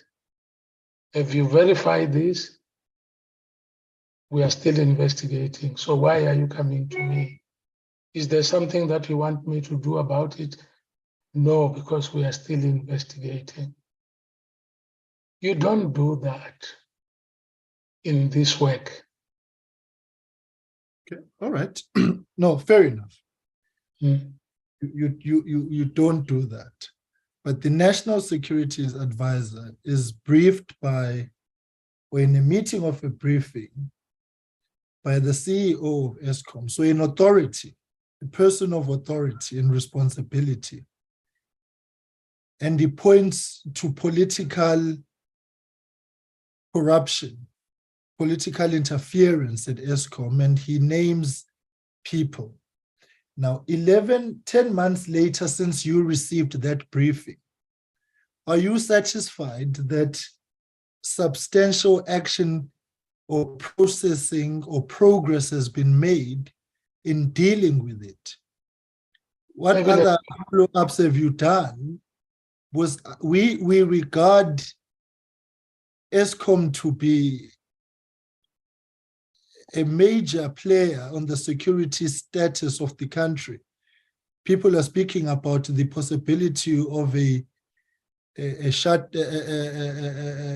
collapse of the grid. The president, in his question and answer session to Parliament, the last one, he said that it is an issue that from a security point of view is being looked at so that mitigation and intervention can be done. So this is a serious security issue. 10 months since you were briefed, from July 2022 to May 2023, would you say that sufficient progress has been made, or any follow-ups or any briefings to yourselves have been done on those serious issues? Okay, let me say something. I had the privilege of listening to the hearings that took place earlier, where you had the SIU police, and they were saying we've made arrests, what else? They said we've made arrests, some people have been charged. We have also disruptive activities from our side underway. And I was happy that you did not ask them to specify what they meant by disruptive activities. So I'm saying I listen to that sort of thing. But once I have said to their people at Eskom, interact with the police, it's not my job to go back to them to say, of the people you've mentioned, for instance, where are you with respect to the investigations and so on? What I know, like you are saying, the problem at Eskom is very serious. It goes to the heart of national security because it's energy security, which impacts on the well-being of the nation. What I know is that the antenna of the state system has been raised to this issue. So the progress will be reported at the right platforms at the right time. It's not for me to keep on saying about that specific matter you told me that day, where are you? It's not done that way. By the way, when the relevant authorities deem it appropriate to report these specific issues you are talking about to the president, they will do so. And the president may or may not even tell me that they have reported to him, because his actions do not only depend on what I say, it depends also on his judgment of the issues that are brought to him by relevant authorities, of whom I'm just one. Okay, thanks, Prof. Thank you, I think Chairman. final clarities, Prof. So Yes. you are categorically saying that Mr. Director was directed by yourselves in July 2022 to report what he had reported to you to the law enforcement agencies. I just wanted for the proper, so that moving forward, all right. So July 2022, he was directed to do that. Yes. Right. Then would you say that at the time when you were briefed, there was a report already available to Eskom, or it was preliminary reporting or an interim report on the intelligence gathering that they were doing? I know in some other days questions have been asked, but I just wanted them. Yeah, he attached no adjective to say it's preliminary or final. He said a report. So there was a report of some sort already in July 2022. All right. Mm-hmm. Yes. It's because, Prof, you say we don't. It's seemingly nobody has this report, and it seems as if Mr. Director, well, from what you are saying, is the only one that actually has it. We are still got other persons and lead would want to talk to. Yes. Right. I think, colleagues, right, is there anything that you would want to add, clarify before we release Prof? Yes. That's one Just one thing from me, Chair. Well, thank you very much, Prof, for taking us through these areas which we have asked questions on. Thank you. And indeed, I think we really need to thank you for such. There is a report which exists, and then we have been given that synopsis of the report. Haven't you thought that at some stage, let me have this report? Let me ask for this report. Let me have this report. There's no stage that we have had that kind of a situation. No, I don't have that vainglorious curiosity.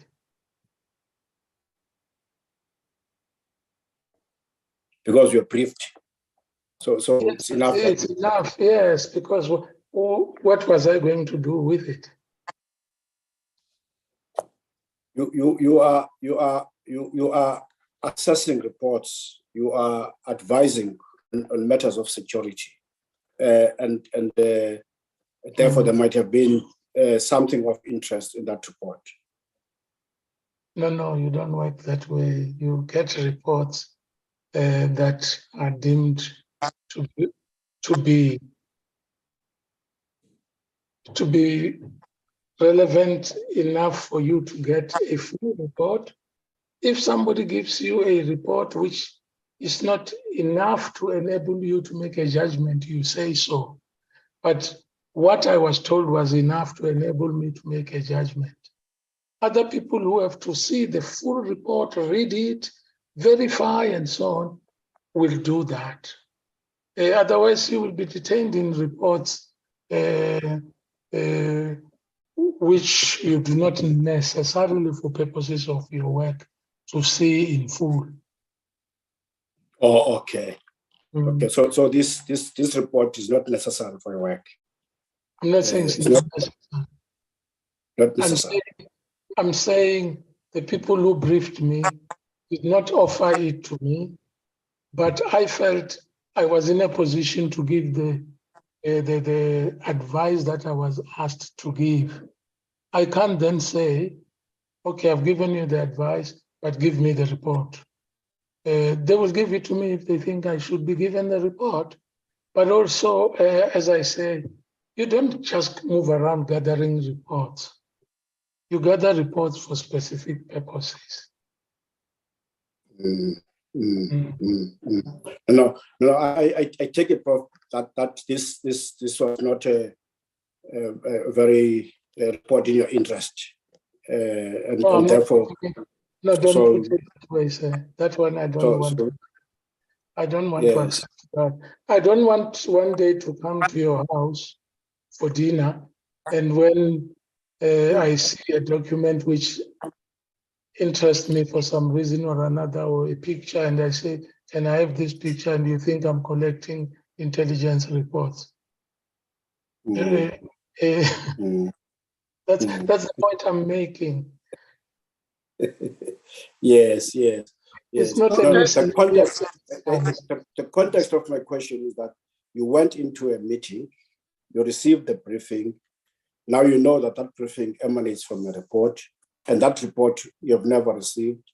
You have received synopsis of that report, and there's some expectation that you said is clear from those who were given that kind of report, and that's why you went to the police and met the commissioner in absence of the report, but on the basis of the briefing, and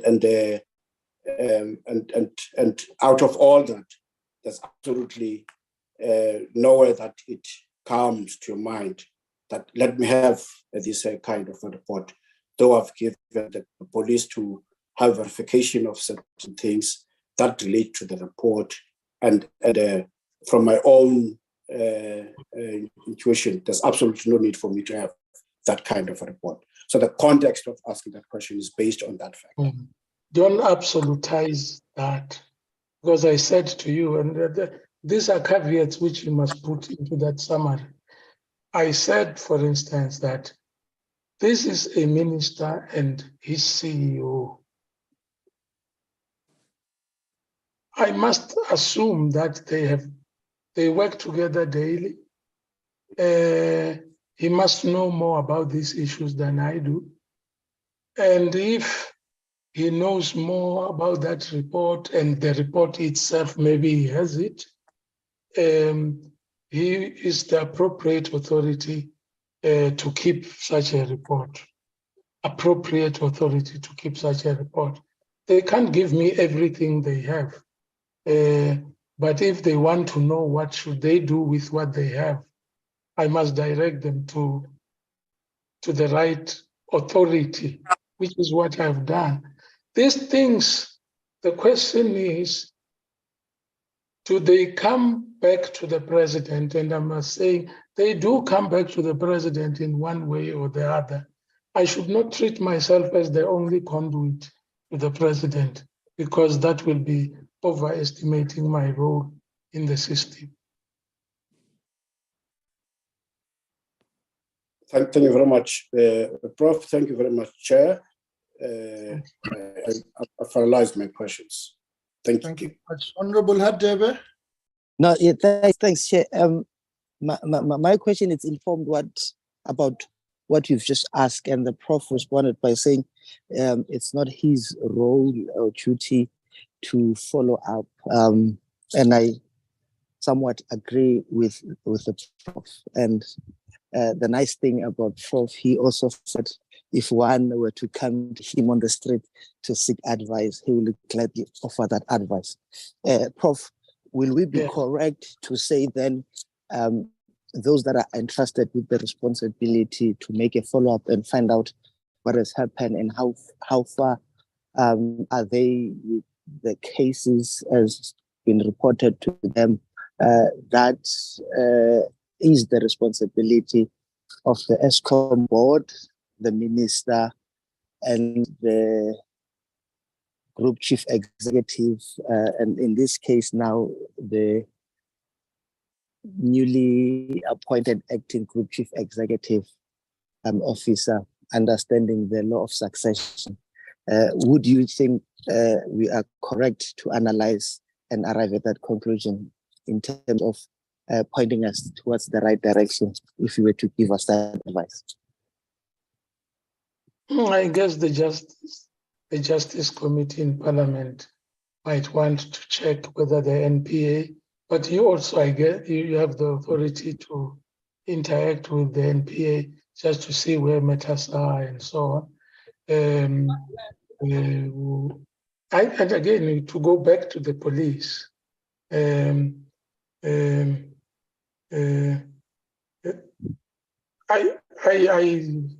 listened to your interaction with the board. I don't know whether how the board wants to approach this matter now that they are a new board and they are getting to know things they did not know before. I don't know how they are approaching these things. So what interaction you need to have with the board on this matter depends also on what the board sees as its own role on this matter.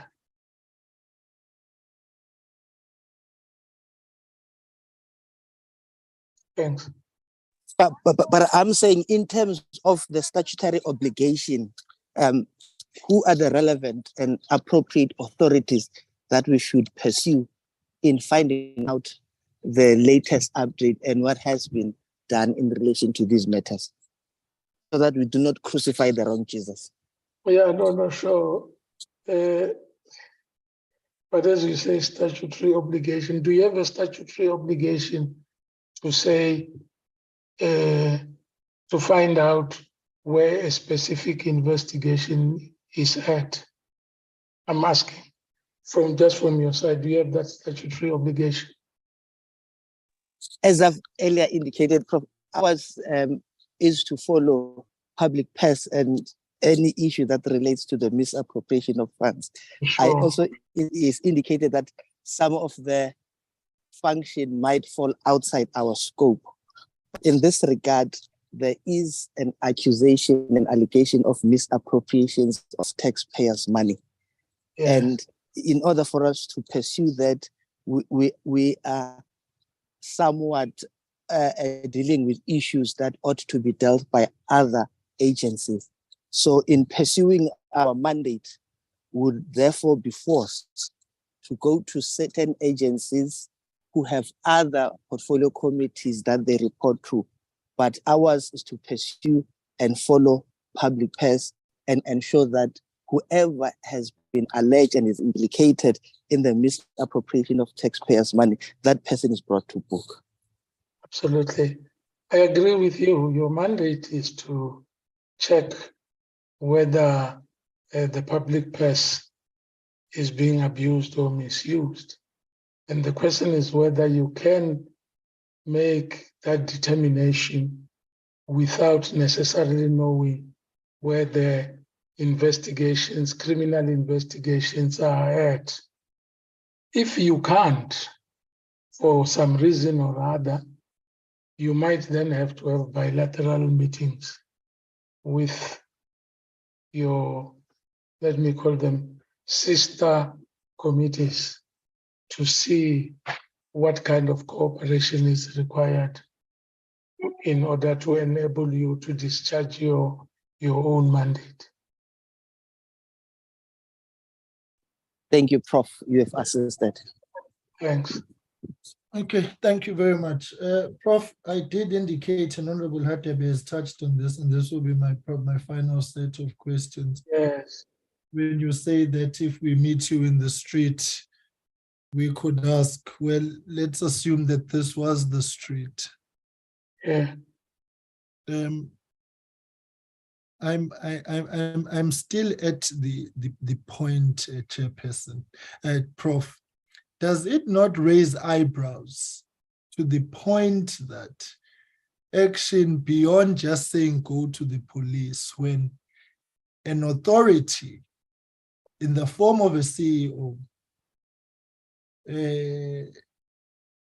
puts it to yourselves that in light of state capture, by the way, that there are individuals, and he names them, that it's politicians, and knowing the extent to which, I mean, I would imagine anybody who captures Eskom or is involved in Eskom corruption may have in one way or the other covered their bases in terms of, because the police are not immune to this corruption, right, that takes place. I still don't get a sense that a CEO reporting a matter as serious as this one, that it was taken up with the kind of seriousness that it deserves. Because anybody capturing Eskom through corruption would have covered their bases and closed the loops, plugged the loops in the value chain of law enforcement agencies, when we know that they too have not been immune to state capture. On hindsight, could you not have handled this matter a bit differently? No. No, you see, Chair, we as lawmakers, I'm saying we because I used to be a lawmaker, we make laws and we say without fear or favor. Now, it doesn't matter who is allegedly involved. Due process has to take its course.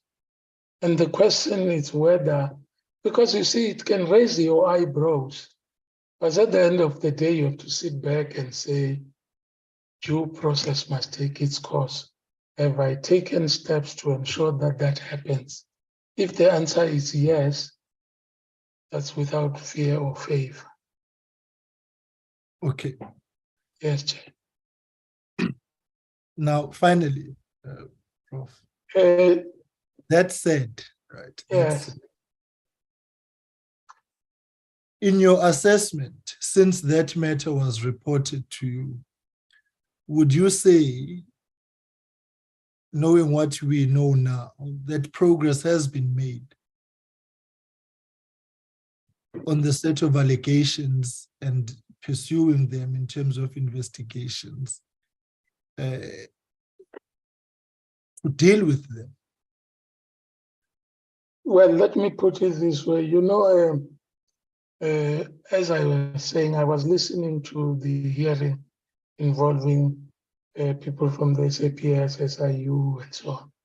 And I was wondering to myself, for instance, as I said to you, if they were giving that report to a meeting in a closed door, would they possibly have said more? And I say possibly. I was speculating. Fair enough. I said possibly they would have said more. So if I mean, I listened to the advice that Mr. Somia was giving, and I take it to heart, but I indicated also that some of the things he was talking about are things that we are already doing. If I were to give you an advice, you need sometimes to check whether some of these things, if you want to know more than you can be given on this platform, whether you shouldn't also try to do it in closed sessions. This is an advice I'm giving on the street. But as I was saying, I was listening, Chair, you kept on saying, this is the last, this is the last.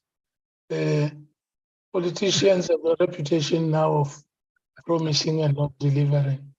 Please deliver. Okay, Chair. Okay, Chair. Come on. Lastly, Okay. Are you tired now? The last. okay. Prof, I want to take this opportunity to thank you.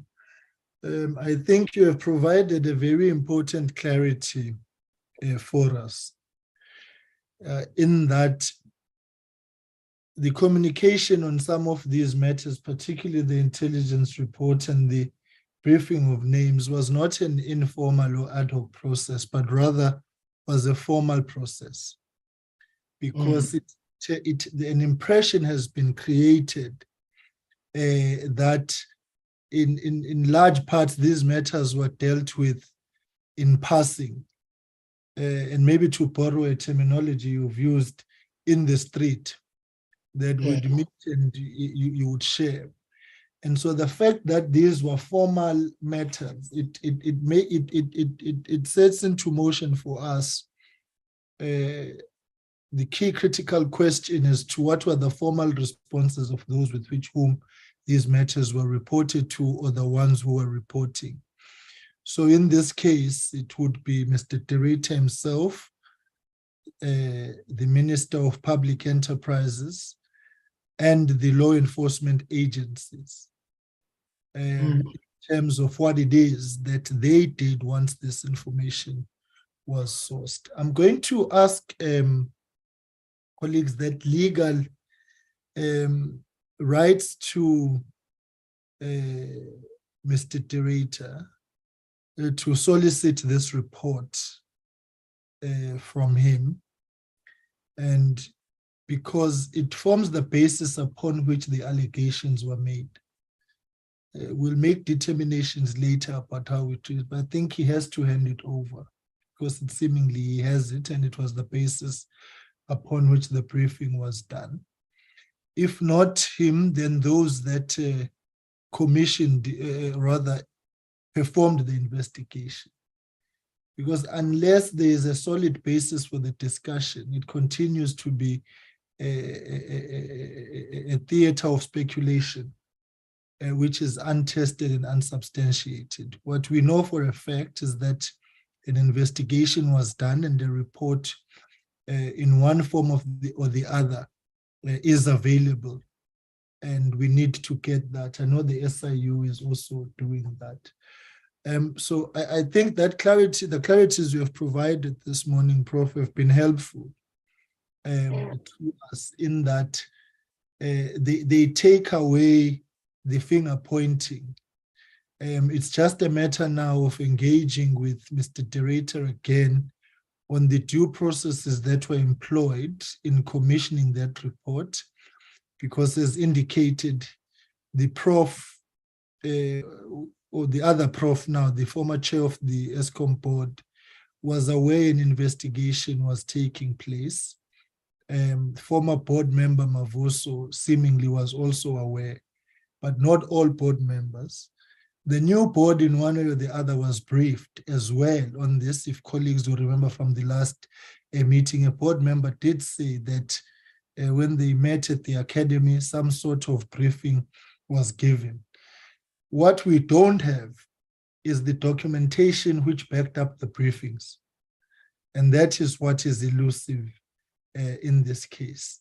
And why it's required is that it must be handed over to the law enforcement agencies for them to investigate can't, so I think that's that clarities you have provided, Prof, this morning are very, very helpful, because they take away the he said, I said phenomenon, and formally says the meeting was a formal one.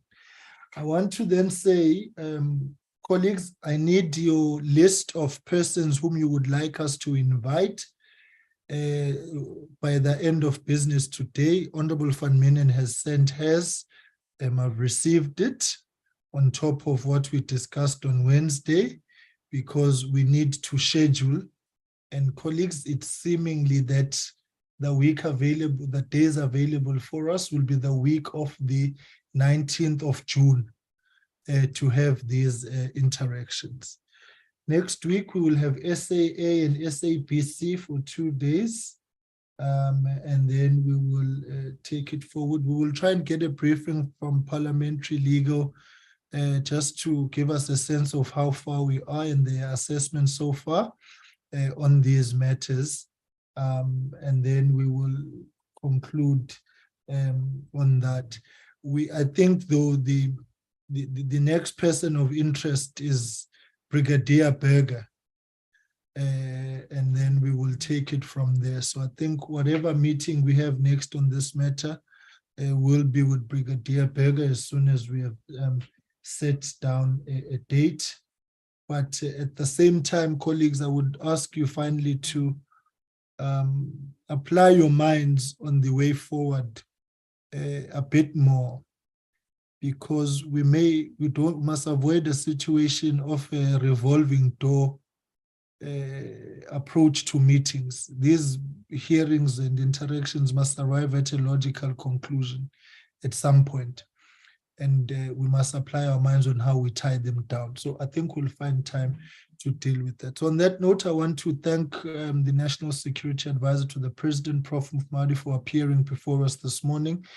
And I want to thank you, colleagues, and request you that by close of business today, I've received your lists, so that over the course of the weekend, we can begin the process of scheduling and interacting with the persons of interest to us. Colleagues, on that note, the meeting stands adjourned. Thank you very much. Have a blessed weekend. Thank you, Chair. Thank you, Chair.